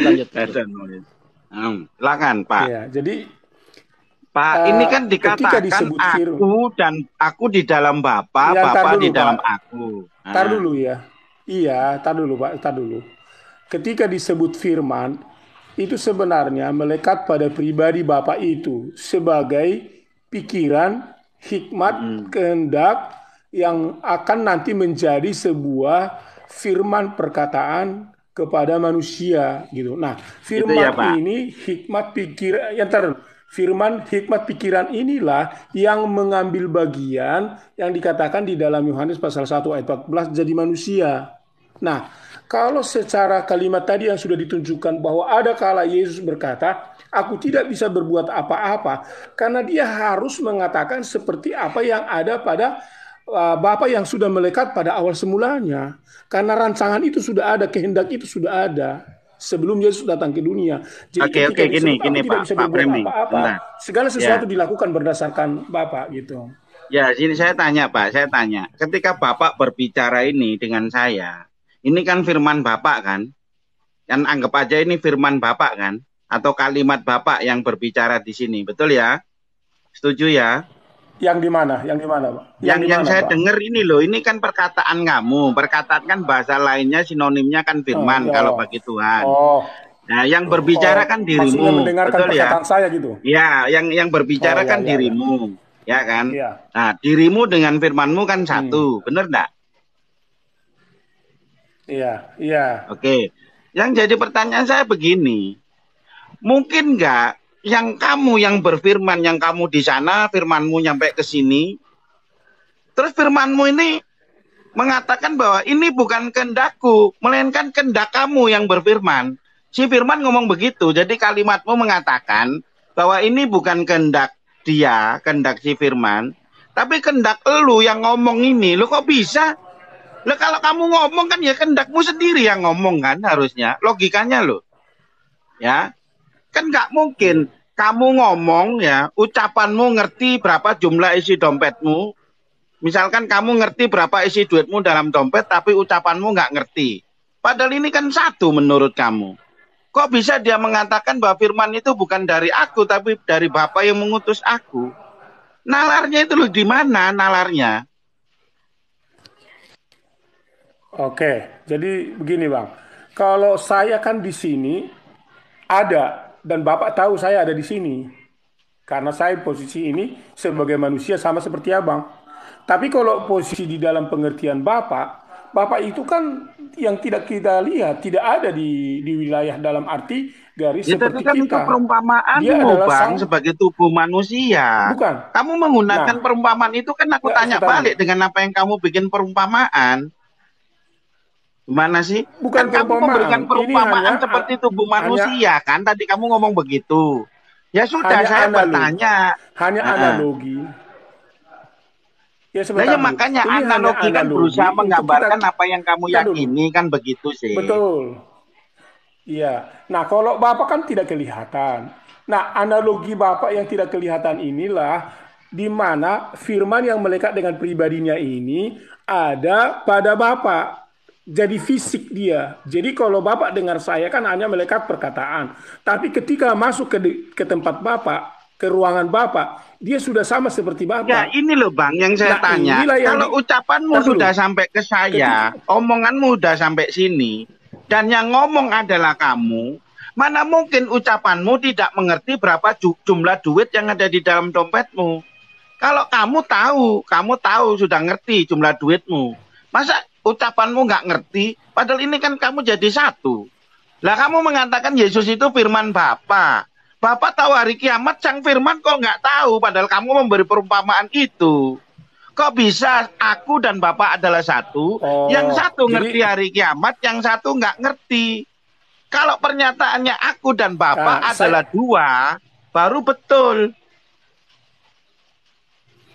Saya sedang menggambarkan dulu bagaimana posisi Yesus ini dalam pengertian tadi disebut bahwa Yesus dengan Bapa adalah satu. Itu dulu. Nah, kalau konteksnya tadi dengan tidak mengetahui tentang kiamat, itu nanti beda lagi kita bahas dulu. Tetapi yang saya mau sampaikan tentang hakikat Allah yang tidak kelihatan itu, yang melekat pada dirinya adalah firman, perkataan, hikmat itu yang menjadi manusia. yang hadir jadi manusia gitu loh. Jadi segala apa yang dikatakan kemanusiaannya ini, dia tidak akan pernah berkata dengan kemanusiaannya sendiri selain daripada perkataan sebelumnya dia bersama dengan Bapa itu, yang sudah melekat pada Bapa itu gitu. Nah, kalau bicara tentang bahwa dia tidak tahu, itu nanti beda kajiannya, pembahasannya gitu. Ya, tadi apa yang dimaksud kamu melihat aku sama dengan melihat Bapa? Apa itu maksud? Kan dia ngomong ke Filipus. Apa maksudnya? Coba jelasin. Nah, itulah yang disebut dengan karena Yesus ini adalah firman Sang Logos yang melekat dengan Bapa itu. Ketika dia jadi manusia, melihat Yesus secara otoritas yang ada pada dirinya itu sudah menjadi keseluruhan di dalam hidup Yesus itu adalah melihat Bapa itu sendiri.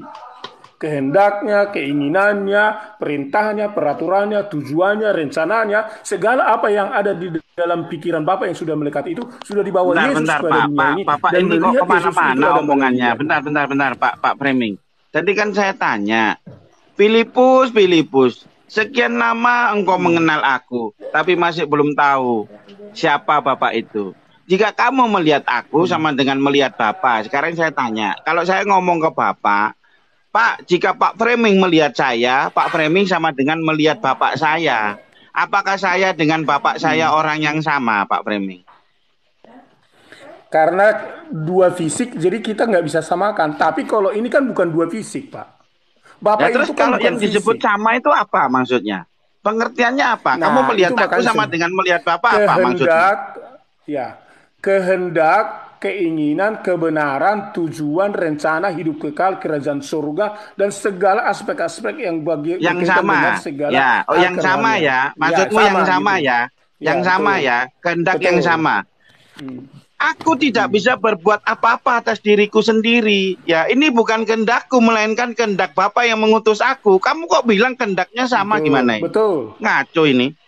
Nah, artinya, kamu bilang tadi kehendaknya sama, Alkitabmu ngomong kehendaknya nggak sama. Ya, betul. Gini, kalau Yesus bilang ini kehendakku dan beda dengan kehendak Bapa, artinya dua kehendak.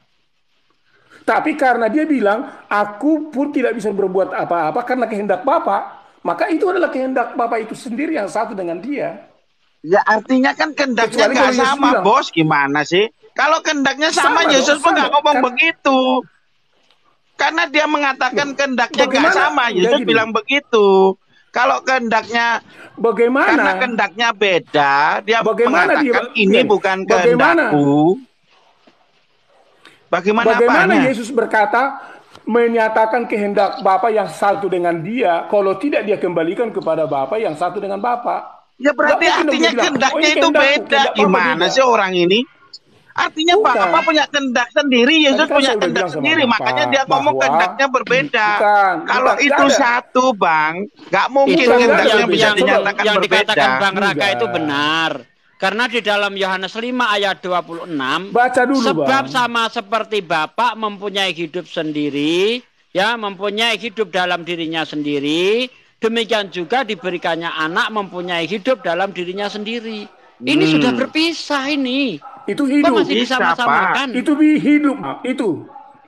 Enggak, tar dulu. Itu hidup. Artinya hidup Bapa dengan masing-masing mempunyai kehendak sendiri-sendiri. Nah, Yesus itu melakukan hidup sama kehendak semuanya beda. itu berdasarkan apa? Apa yang dia dengar, apa yang dikasih oleh Bapak itu, gitu loh. Coba diperhatikan hidup beda, Bang. Itu. Apa? Bang Sugi. Hidup beda, kehendak itu baru sama. Kalau hidup fisik Yesus, fisik materi. Kalau hidup ya.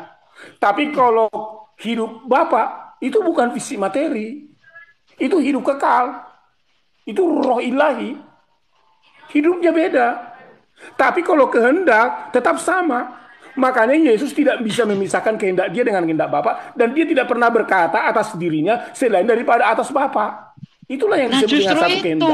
Karena Yesus itu dan Bapa itu beda. Masing-masing mempunyai kehidupan sendiri. Ya, yang namanya hidup itu ya terdiri dari jasad, roh, kehendak. Kalau mati nggak punya kehendak, Pak.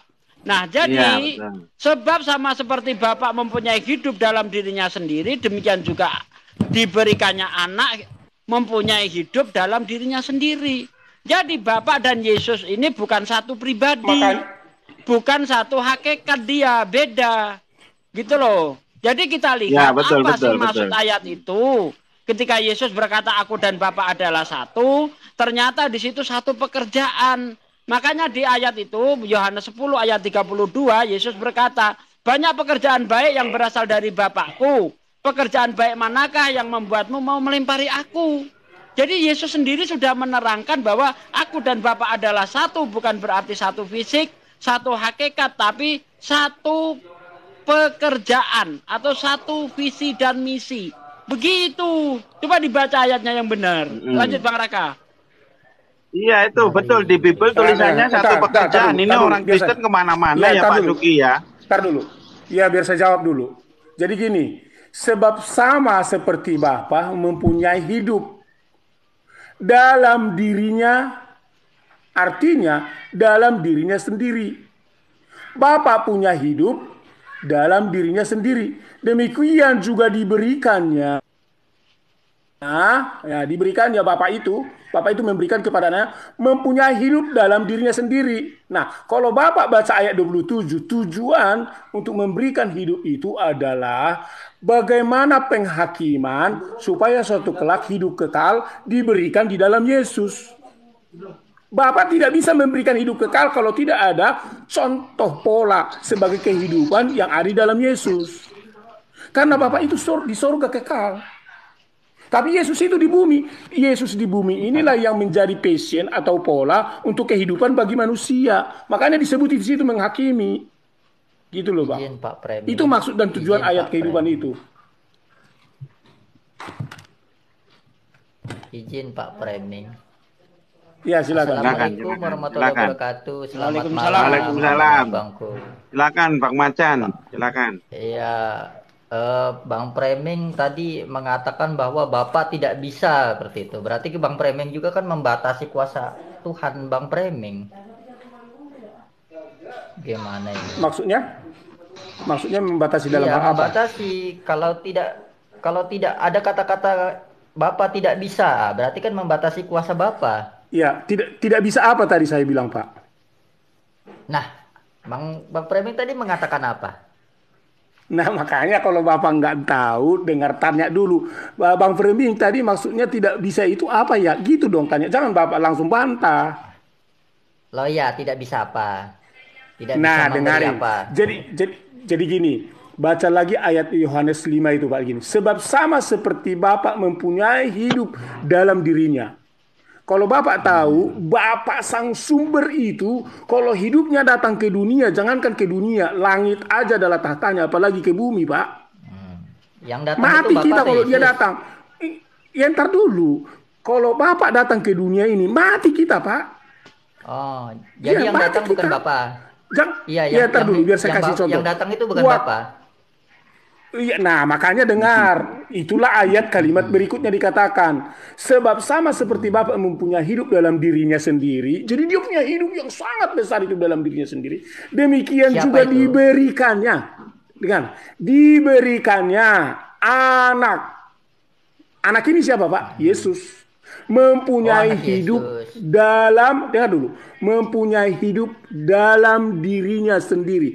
Jadi kehidupan Bapa itu sudah diberikan kehidupannya itu, hidup yang kekal yang besar itu yang tak terjangkau itu, kehidupannya, pengetahuan, kehendaknya ada di dalam diri Yesus. Itu loh, Pak. Nah, sekarang saya tanya Bang Sugi, di Bible Berjalan, Abang memberikan kehidupan juga sama anak. Maksudnya mengurus anak ya? Iya. Beda, Pak. Beda itu. Ya. Nah, jadi jadi kira-kira Bapak sama anak sama apa tidak, Bang? Bible Berjalan. Ya enggak lah. Yesus saja enggak pernah menyamakan dirinya dengan Bapak kok. Nah ya, jadi gimana itu Bang Framing? Kok bisa dikatakan sama? Kan kok Bapak belum mengerti? Kan saya udah bilang kehidupan Bapak punya kehidupan sendiri, dia kekal besar. Makanya saya kasih contoh tadi. Kalau Bapak yang hidup kekal besar, lebih besar dari langit alam semesta aja punya hidup, lalu dia datang ke dunia ini, mati kita. Nah, supaya Bapak yang arahnya kok ke sana sih ini orang supaya Bapak yang kekal itu, supaya Bapak yang kekal itu, yang besar itu, yang tak terjangkau itu bisa dikenal oleh manusia di dalam Yesus. Itulah makanya di dalam Yohanes pasal 14 itu, ketika kamu melihat aku, kamu telah melihat Bapa. Kamu nggak perlu lihat Bapa lagi yang maha besar itu. Ya? Selama ini tidak ada satu orang pun kah yang melakukan itu? Contohnya Musa. Musa justru pernah mengalami itu. Musa pernah mengalami itu. Justru ketika itulah Tuhan. Apa bedanya derajat Musa dengan Yesus? Dengar dulu Pak. Itulah makanya pernah ketika Allah berfirman kepada orang Israel di Gunung Horeb, dia bilang, aku akan berfirman. Lalu dia berfirman dengan suara aslinya dari surga seperti lebih besar dari halilintar. Orang itu banyak mati, Pak. Dia datang dengan api, orang itu banyak mati. Makanya kehendak Bapak itu sendiri tidak mau lagi datang seperti kuasanya yang besar itu. Dan ini semua rencana yang sudah dipersiapkan sebelum dunia itu ada untuk bagaimana dia datang kepada manusia. Gitu loh, Pak. Itu yang bersuara tadi siapa, Pak? Bang Framing. Yang bersuara Bapak tadi yang itu, bikin mati Bapak orang itu. Oh, berarti Markus bohong ya? Tapi itu berarti Markus bukan. bohong. Bapak itu tentu karena melekat firman perkataan ada pada ayat dia. Matius 3, Markus 1, Lukas 3, Yohanes 1. Itu nggak bikin mati orang, Bang Framing. Matius berapa? Matius baca dong. Gini loh, bentar. Kalau memang aku baca ya. Tuhan, bentar Bang. Ya, kalau memang Tuhan itu berkehendak mengenalkan dirinya melalui Yesus, ya kan? Itu tetap aja gagal jadinya. Kenapa? Karena kita tahu faktanya sampai sekarang masalah ketuhanan Kristen masih cakar-cakaran. Seharusnya kalau memang Tuhan sudah mengenalkan dirinya melalui Yesus, masalah ketuhanan clear. Sedangkan di Islam, ya, Allah tidak pernah menunjukkan dirinya. Itu masalah ketuhanan di dalam Islam itu clear. Nggak ada perdebatan masalah ketuhanan. Demikian juga ketika Tuhan memperkenalkan dirinya kepada bangsa Israel, tidak pernah mewujudkan dirinya sebagai manusia. Itu clear mereka bangsa Israel. Tidak ada cakar-cakaran masalah Tuhan. Nah ini Kristen katanya Tuhan memperkenalkan dirinya yang berwujud manusia itu tadi. Tapi masalah ketuhanan masih cakar-cakaran mereka. Kan berarti Tuhan nggak berhasil di sini memperkenalkan diri. Padahal maksud sebenarnya Yesus ketika, bentar Pak, saya selesaikan. Maksud Yesus ketika berkata kepada Filipus, ya sudah sekian lama kamu mengikuti aku, tapi kamu nggak ngerti juga. Padahal Yesus itu sudah menerangkan kepada murid-muridnya bahwa Bapa itu tidak bisa dilihat. Yohanes 5 ayat 37, dia yang mengutus aku, suaranya tidak pernah kamu dengar, rupanya pun tidak pernah kamu lihat. Di dalam Matius 23 ayat 9, jangan menyebut siapapun Bapa di bumi karena hanya satu Bapakmu yang di sorga. Tapi Filipus belum mengerti akan ucapan Yesus itu. Sehingga Filipus itu bertanya, diingatkan oleh Yesus, kamu sudah sekian lama mengikuti aku Filipus, tapi kamu tidak ngerti juga. Kalau kamu ingin melihat Bapa, lihatlah aku. Bukan maksudnya melihat Yesus, melihat Tuhan sebenarnya. Maksudnya jika kamu mengikuti ajaran-ajaran Yesus, sama saja kamu sudah melihat Bapa. Makanya dibaca dari ayat 1 Yohanes 14 ayat Yohanes 14 itu dibaca dari ayat 1. Jangan gelisah hatimu, percayalah kepadaku dan percayalah kepada Allah. Kan jelas sekali di situ. Kemudian Yesus mengatakan banyak tempat tinggal di rumah Bapakku. Nih saya bacakan ya, takutnya salah nih. Saya hanya model hafalan saja tadi. Yohanes 14. Ya, nih. Jangan gelisah hatimu, percayalah kepada Allah, percaya juga kepadaku. Di rumah Bapakku banyak tempat tinggal. Jika tidak demikian, tentu aku mengatakan kepadamu sebab aku pergi ke situ untuk menyediakan tempat bagimu. Dan apabila aku telah pergi ke situ dan telah menyediakan tempat bagimu, aku akan datang kembali dan membawa kamu ke tempatku supaya di tempat di mana aku berada, kamu pun berada. Dan kemana aku pergi, kamu tahu jalan ke situ? Nah, tanya Yesus kepada muridnya, kamu tahu jalan ke situ? Kata Thomas kepadanya, Tuhan, kami tidak tahu kemana engkau pergi. Jadi bagaimana kami tahu jalan ke situ? Kata Yesus kepadanya, akulah jalan dan kebenaran dan hidup. Tidak ada seorang pun yang datang kepada Bapa kalau tidak melalui aku. Orang tidak akan bisa datang kepada Bapa kalau tidak melalui ajaran Yesus. Maksudnya seperti itu. Ya. Nah, lalu kiranya kamu mengenal aku, pasti kamu mengenal Bapakku. Ya, kalau kamu mengikuti ajaran-ajaran Yesus, kamu mengenal Bapa.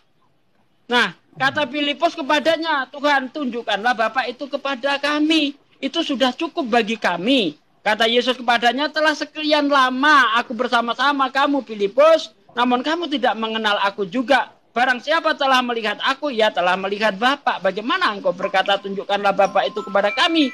Tidak percayakah engkau bahwa aku di dalam Bapa dan Bapa di dalam aku? Apa yang aku katakan kepadamu tidak aku katakan dari diriku sendiri, tetapi Bapa yang diam di dalam aku, dialah yang melakukan pekerjaannya. Percayalah kepadaku bahwa aku di dalam Bapa dan Bapa di dalam aku tidak atau setidak-tidaknya percayalah akan pekerjaan-pekerjaan itu.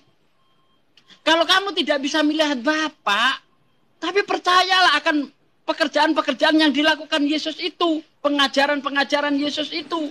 Kalau kamu mengikuti pengajaran-pengajaran Yesus, jelas ya ayatnya, kamu sama saja melihat Bapa, kamu sama saja mengenal Bapa, kamu sama saja mengikuti Bapa. Dan apa juga yang kamu minta dalam namaku, aku akan melakukannya supaya Bapa dipermuliakan di dalam Anak. Jika kamu meminta sesuatu kepadaku dalam namaku, aku akan melakukannya. Jadi jelas sekali maksudnya di sini, bukan melihat secara fisik.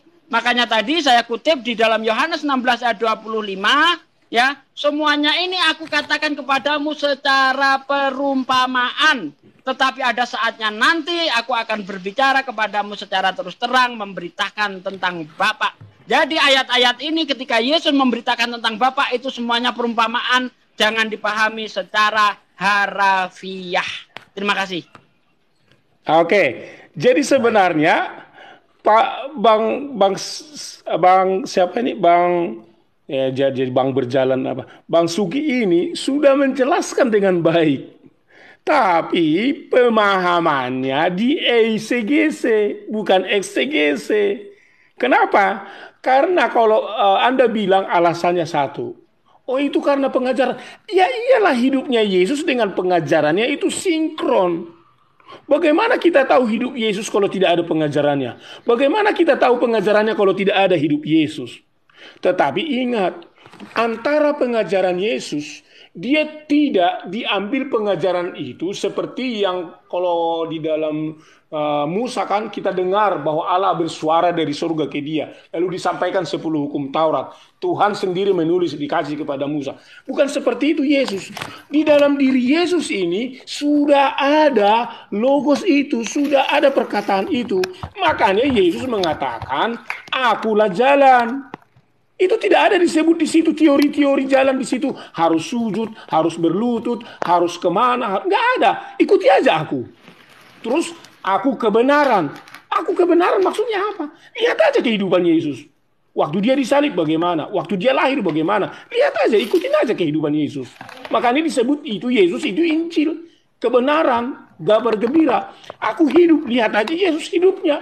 Dia udah bangkit dari antara orang mati. Artinya inilah kehidupan Yesus ini yang sudah disetting, diprogram oleh Bapa, logos itu jadi manusia. Nah, kalau Bang Sugi tadi bilang gini, disinilah kadang-kadang Bang Sugi membaca tapi tidak mengerti contohnya. Abang bilang tadi, ini saya angkat ya seperti Abang bilang di dalam Yohanes 16 ayat 25 dikatakan, semuanya ini kukatakan kepadamu dengan kiasan. Lihat ya, kiasan. Yang pertama, Yesus mengatakan sesuatu itu dengan kiasan. Kalau Bapak lihat, mulai pasal yang ke-5, 6, ke-7, 8. Di situ ada bahasa-bahasa Yesus. Akulah roti, akulah air, aku adalah terang. Kalau Bapak lihat di situ kiasan itu semua, Pak. Akulah banyak di situ. Siapa makan roti akan hidup, siapa minum air akan hidup. Siapa dekat dengan aku akan memiliki terang. Itu kiasan. Tetapi Bapak jangan lupakan kalimat berikutnya yang dikatakan. Akan tiba saatnya. Lihat ya Pak ya. Garis bawah ini Pak, jangan dilupakan. Akan tiba saatnya. Aku tidak lagi berkata-kata kepadamu dengan kiasan. Itulah makanya di ayat Lanjut, kalau ayatnya Bapak dilanjut. iya, makanya itulah Iya, makanya lanjut tadi di dalam Yohanes pasal Lanjut, 14 lanjut. tadi. Dilanjut dulu Iya, Kak, pasalnya, sabar dulu. Pak. Iya, ntar dulu. Aku tidak lagi berkata-kata kepadamu dengan kiasan, tetapi terus terang memberitakan Bapa kepadamu. Tahu nggak apa terus terang, Pak? Tar dulu, Pak. Apa terus terang? Tar dulu. Tunggu dulu. Apa itu Bapa terus terang? Itulah yang dibilang tadi di dalam Yohanes pasal 14 itu. Aku ini Bapa, lihat aku, lihat Bapa. Lihat aku, lihat Bapa. Itulah terus terang. Yesus belum datang kembali, jadi, Pak. Itu berbicara. Bentar, Bang. Ketika kamu melihat aku, udah terus terang itu, Pak. Kamu melihat Bapak. Itu salah di sini, Pak Bremeng salah di sini. Jadi pada misi pertama, ya pada kedatangannya yang pertama, Yesus itu berbicara dengan kiasan. Tetapi nanti kedatangannya dia yang kedua, dia akan berbicara secara terus terang memberitakan tentang Bapa. Jadi di ayat Yohanes 14 ini masih kiasan. Jangan dipahami secara harafiah gitu loh. Jelas ayatnya itu. Nih, Yohanes 16 itu jangan dikatakan kedatangan Yesus yang pertama itu.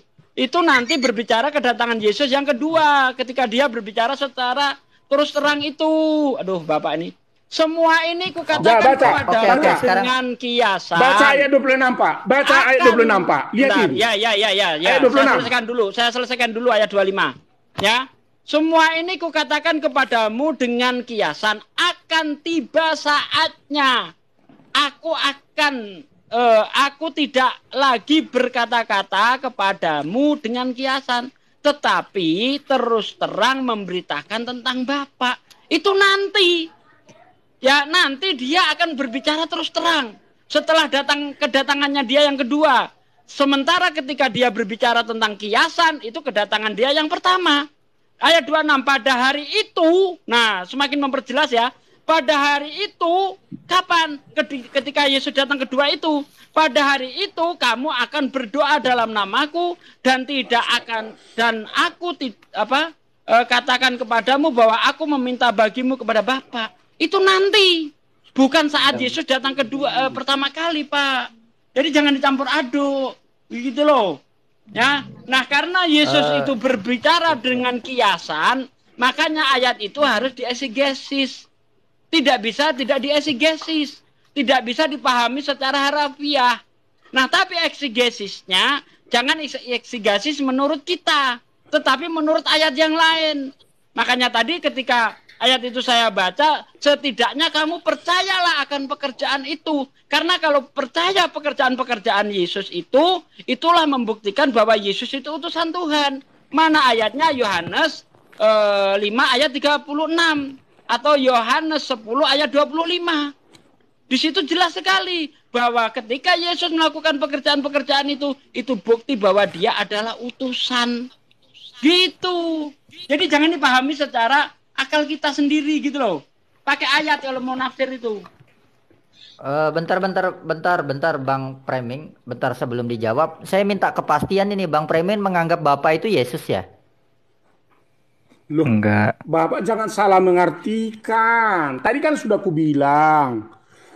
Gambaran manusia, tubuh, jiwa, dan roh. Pahami dulu Pak ya, pelan-pelan ya. Biar Bapak jangan nanti salah. Gambaran jadi tentang Yesus bukan Bapak itu. ya? Dengar dulu, jangan langsung dibantah. Dengar dulu. Langsung aja Trinitas gitu Pak. Gambaran tentang Bapak itu punya hakikat seperti kita punya pribadi Allah, punya kuasa roh, dan punya hikmat pikiran, kehendak, perkataan itu di dalam logos atau firman. Nah, yang menjadi manusia ini adalah firman logos kehendaknya itu. Jadi ketika disebut logos itu jadi manusia, lebih besar mana? Tar dulu, jangan biasa dipotong-potong. Jangan dipotong-potong supaya Bapak jangan salah nanti. Ketika kehendak Bapak Abang itu, sudah jelaskan. Ya. Tadi Abang sudah jelaskan. Dengar dulu. Saya selesai itu kan dulu kan baru. Ketika kehendak Bapa itu sudah jadi manusia, maka manusianya Yesus ini ya, yang kehendak di dalam Yesus kemanusiaannya ini, kamu melihat dia, kamu sudah melihat kehendak Bapa. Kamu melihat dia, kamu sudah melihat kuasa Bapa. Kamu melihat dia, kamu sudah melihat rencana Bapa. Kamu melihat dia, kamu sudah melihat surganya Bapa. Itu semua itu. Nah, kembali kepada tadi Sugi. Ketika kamu lihat Jadi Pak buatan ya, kan? Yesus ini citra buatan kan berarti? Sugi sekarang. Sugi, ketika dibilang tadi Pak, these thing allegories I have spoken to you is coming whole.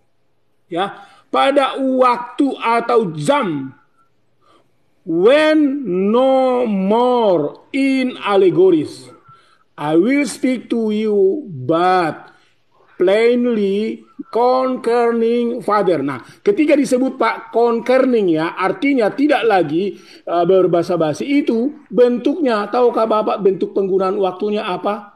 Jadi Anda mau memperbaiki terjemahan pakai terjemahan gitu. Dengar dulu, Pak. Kalau mau diperbaiki itu terjemahan pakai teks asli, Pak.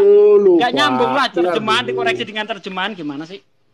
Dengar dulu, dia proposisi. Jadi proposisi ini menyatakan posisinya saat itu. Jadi kalau Bapak bilang kemudian hari setelah dia datang kedua kali, itu tafsiran Al-Quran, Pak. Kalau Yesus tidak.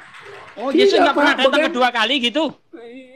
Ya, pasti ada. Tuhan Yesus nanti akan datang kedua kali. Tapi konteks Yohanes 16 ayat 25, ketika dulu Pak, ketika dikatakan aku datang, aku akan mengatakan concerning, itu proposisi saat itu. Present dia bentuknya. Makanya, Pak, jadi Bapak membuat sebuah tafsiran. Supaya Anda paham itu dibaca dari ayat 7, Pak. Muter-muter loh. Penjelasan supaya Bang Anda Premi paham ini apa muter-muter. yang dimaksud Yesus di ayat 25 dibaca dari ayat 7. Ini Yesus ini berbicara pada apa ya? Nanti dia. Ini salah satu contoh. Namun benar yang kukatakan ini kepadamu ialah lebih penting bagi kamu jika aku pergi. Sebab jikalau aku tidak pergi, penghibur itu tidak akan datang kepadamu. Tetapi jikalau aku pergi, aku akan mengutus dia kepadamu. Dan kalau ia datang, ia akan menginsafkan dunia akan dosa, kebenaran dan penghakiman akan dosa karena mereka tidak percaya kepadaku, akan kebenaran karena aku pergi kepada Bapa dan aku tidak melihat dan kamu tidak melihat aku lagi, akan penghakiman karena penguasa dunia ini telah dihukum. Masih banyak hal yang harus kukatakan kepadamu, tetapi sekarang kamu belum dapat menanggungnya. Tetapi apabila ia datang, yaitu Roh kebenaran, ia akan memimpin kamu ke dalam seluruh kebenaran, sebab ia tidak akan berkata-kata dari dirinya sendiri, tetapi segala sesuatu yang didengarnya itulah yang akan dikatakannya, dan ia akan memberikan kepadamu hal-hal yang akan datang. Ia akan memuliakan aku, sebab ia akan memberikan kepadamu apa yang diterimanya daripadaku. Segala sesuatu yang Bapa punya adalah aku punya, sebab itu aku berkata, ia akan memberikan kepadamu apa yang diterimanya daripadaku. Jadi jelas sekali kalau kita baca ayat ini satu pasal, ini berbicara tentang apa yang akan dilakukan Yesus nanti ketika dia datang kembali. Karena di sini konteksnya Yesus ini mau pamitan kepada murid-muridnya, Pak. Baca baik-baik lah. Bang Sugi begini. Kita itu kan membahas satu tema dulu, jangan diikuti narasi yang bisa bikin kita muter-muter, nanti melebarnya kemana-mana gitu, Bang Sugi. Betul. Lanjutlah. Nah, jadi kalau kita bicara masalah apakah Yesus dan tadi kan saya masuk sini pas bicara tentang Yesus dan Bapa itu apakah satu atau bagaimana, kesatuannya itu bagaimana? Kalau dia satu itu bagaimana gitu? Satu atau kesatuan karena nggak sama dong. Supaya nggak putar. Supaya nggak putar-putar ya Pak. Pak Sugiel jangan mundur lagi. Lihat ayat 25. Ayat 26, lihat di sana, disuruh apa Pak? Kita berdoa bukan lagi kepada Allah. Kita melihat suatu masalah, tidak bisa main cukup di belakangnya. Gini loh Pak, ibaratnya Anda menonton sinetron, jangan mengambil di belakangnya saja. Tetapi Anda lihat dari awal, seperti apa sih maksudnya itu. Bahkan kalau Anda lihat di ayat 16, Yesus di situ pamitan, tinggal sesaat. Saja dan kamu tidak melihat aku lagi dan tinggal sesaat saja pula dan kamu akan melihat aku. Jadi di sini Yesus ini pamitan. Dilihat kronologinya ayat itu. Jangan hanya membaca Diam ayat dulu, bawahnya Sugi. saja, Diam dulu, Pak. Sugi. Sugi, diam dulu, Sugi. Lihat, ayat 26 Yesus bilang apa? Nggak perlu lagi berdoa kepada siapa-siapa. Berdoalah dalam namaku. Bagaimana seorang manusia meminta berdoa dalam nama dia? Yang berdoa itu kan harus kepada Allah. Lihat di sini. Dikatakan apa? Pada hari itu kamu akan berdoa dalam namaku. Bagaimana berdoa dalam nama Itu, Yesus Pak. kalau dia bukan Tuhan? Nah, dengar saya dulu, jawab. diam dulu, Loh, Sugi, Anda diam kan dulu. mempertanyakan itu, Dan saya tidak tanya. aku kan, Itu dengar kalau dulu, di dalam ya Tuhan. Islam, Udah aku keluar aja lah. namanya Kalau enggak, bersolawat. aku keluar aja. Doa di Keluar aja. dalam Islam Kalau itu tidak akan Keluar aja, diterima diam. kalau tanpa menyertakan host. nama Nabi Muhammad, Raska. bersolawat Ya, di situ. Raska. Bukan masalah Sabar, itu, sabar, Pak. sabar. Enggak, Saya tenangkan dia dulu, nggak bisa saya tenangkan dulu. dialog. Bentar. Diam dulu. Ya, sabar, Ini sabar. Sugi nggak bisa aduh. ngomong. Satu. Iya, Bentar. oke. Bentar, Pak Preming Diamin mau dulu, ngomong Sugi. apa? Ya, Jadi dengar, Pak Preming mau ayat ngomong apa? 26, Silakan. ayat 26 sebagai pembuktian apa yang dikatakan Sugi tadi, bahwa dia sudah terus terang berkata berdoa dalam namaku. Padahal sebelumnya dia berdoa, mengajari berdoa, di dalam ayat sebelumnya itu dia suruh apa? Bapa kami yang di surga. Disuruh kepada Bapa. Tetapi ini udah jelas dia berdoa dalam namaku. Sebab Bapa sendiri mengasihi kamu, karena kamu telah mengasihi aku, dan percayalah bahwa aku datang dari Allah. Aku datang dari Bapa. Aku datang ke dalam dunia.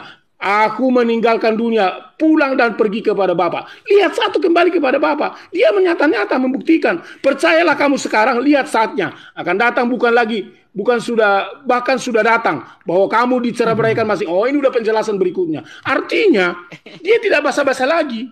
Berdoa di dalam nama dia. Aku di dalam Bapa, Bapa di dalam aku. Itu udah terus terang loh. Tapi sebelumnya, apakah dari awal Yesus berkata seperti itu? Tidak. Dia masih bergambaran, kiasan, alegoris. Aku adalah terang, aku adalah roti kehidup, aku adalah air kehidupan. Sekarang dia ngajarin, berdoalah Bapa kami yang di surga. Sekarang dia udah terus terang, apa?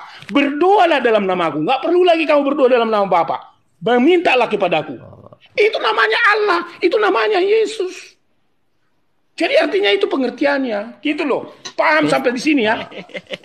Kristen tidak pernah berdoa dengan nama lain ya, Bang. Ini ya, Bang Preming ya. Izin Bang Sugi. Iya, silakan. Izin. Sini saya langsung tembak saja ya. Saya mohon maaf nih sekali Bang Preming. Jadi Bang Preming saya catat ada 2 kebohongan Bang Preming di sini. Ya. Tadi jangan langsung dikatakan menjustis. Bahwa enggak apa-apa. Saya akan membuktikan bahwa Bang Preming itu sudah berbohong. Tadi dikatakan bahwa kalau Bapa itu bersuara, maka manusia itu akan mati. Ya, karena di Markus, kita ambil contoh ini, ada dicatat di Matius, Lukas 3, Yohanes 1. Yohanes 3 ayat 16. Ketika Bapa berkata, engkaulah anakku yang kukasihi, kepadamulah aku berkenan. Ini tidak ada yang mati satupun ya. Karena Bang Preming bilang, ini pasti mati orang-orang yang mendengar suara ini. Ini nyatanya sudah tercatat dan tidak ada orang yang mati. Itu satu. Itu kebohongan pertama. Kebohongan kedua, Bang Preming mengatakan, ketika Yesus mengatakan, berdoalah dalam namaku, nah, maka kalau itu menjadi standar dia menjadi Allah, maka Maria juga menjadi Allah. Karena orang Katolik mengatakan menitipkan doa kepada Bunda Maria. Ya, puji kepada Bunda Maria, mengatakan seperti itu. Berdoa dengan dengan asuhan Bunda Maria, dengan nama Bunda Maria. Apakah Bunda Maria juga adalah Allah menurut orang Katolik? Nah, ini menjadi sangat rancu. Nah, itu nggak bisa menjadi standar atau dijadikan pegangan ucapan Bang Preming ini. Karena Bunda Maria, orang Katolik itu berdoa dengan nama Bunda Maria. Sebagai Theotokos. Mungkin seperti itu Bang Preming. Makanya hati-hati dalam berbicara. Ya, lanjut. Oke, ya karena Anda bentar Pak Preming, Pak Preming. Udah dari tadi saya belum ngomong. Ya. Jadi begini, ya. Ketika Yesus berkata seperti itu di ayat 26-nya itu nggak ada yang istimewa. Karena kita umat Islam juga berdoa itu bersolawat kepada Nabi pakai nama Nabi. Allahumma sholli ala Muhammad wa ala ali Muhammad, baru kita berdoa. Maksudnya itu seperti itu, bukan berarti Yesus itu Tuhan. Tidak bisa seperti itu, ya. Maksud Yesus ini bahwa ketika dia berkata di ayat 25 ini berbicara tentang nanti. Dari mana kita tahu? Dari ayat 16-nya ini sudah jelas.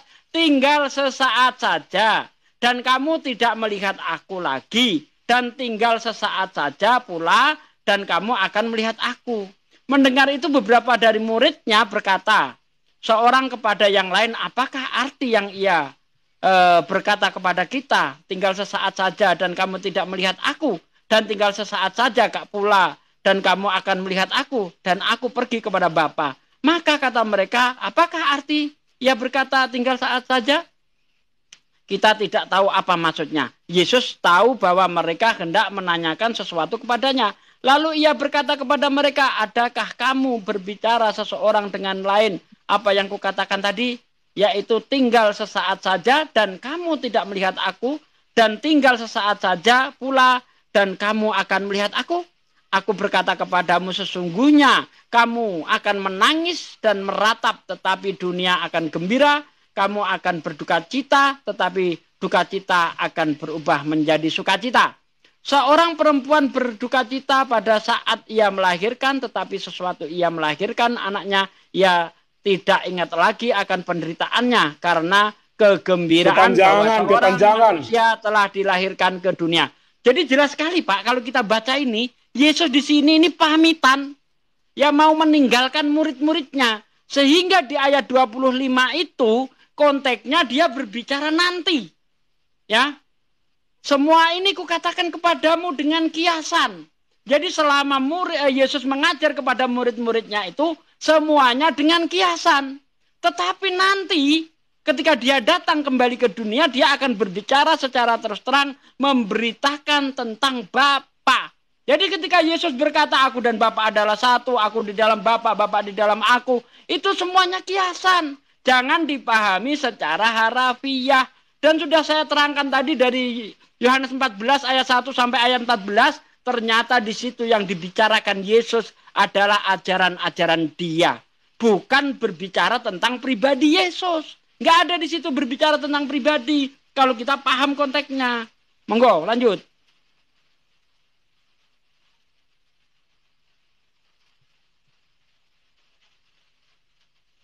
Mungkin begini. Saya lanjut Bang Sugi, izin. Ya. Ini di ayat 26 ini yang ditampilkan, yang dibacakan oleh Bang Sugi tadi. Saya mencatat bahwa ketika Yesus berkata, pada hari itu kamu akan berdoa dalam namaku, dan aku katakan kepadamu bahwa saya selesaikan dulu, bahwa aku meminta bagimu kepada Bapa. Nah, di sini saya mendapat narasi bahwa Yesus itu meminta syafaat kepada Bapanya atau kepada Yahweh atau kepada Elohim. Nanti kita gaji. Syafaat untuk umatnya seperti itu. Udah sama. Terkait dengan hari akhir. Ya, siap. Lihat nih di dalam Ulangan 18 ayat yang ke-16. Inilah yang ditakutkan oleh orang Israel. Tetapi seperti yang kamu minta dahulu kepada Tuhan Allahmu di Gunung Horeb pada hari perkumpulan dengan berkata, tidak mau aku mendengar lagi suara Tuhan Allahku, dan api yang besar ini tidak mau aku melihatnya lagi, supaya jangan aku mati. Lihat bro ya, itulah yang terjadi kepada sifat Bapa yang besar itu. Kalau dia datang lagi seperti Bapa yang datang di Gunung Horeb kepada orang Israel, yang dimana sudah pernah ada contoh, mati mereka semua. Mati.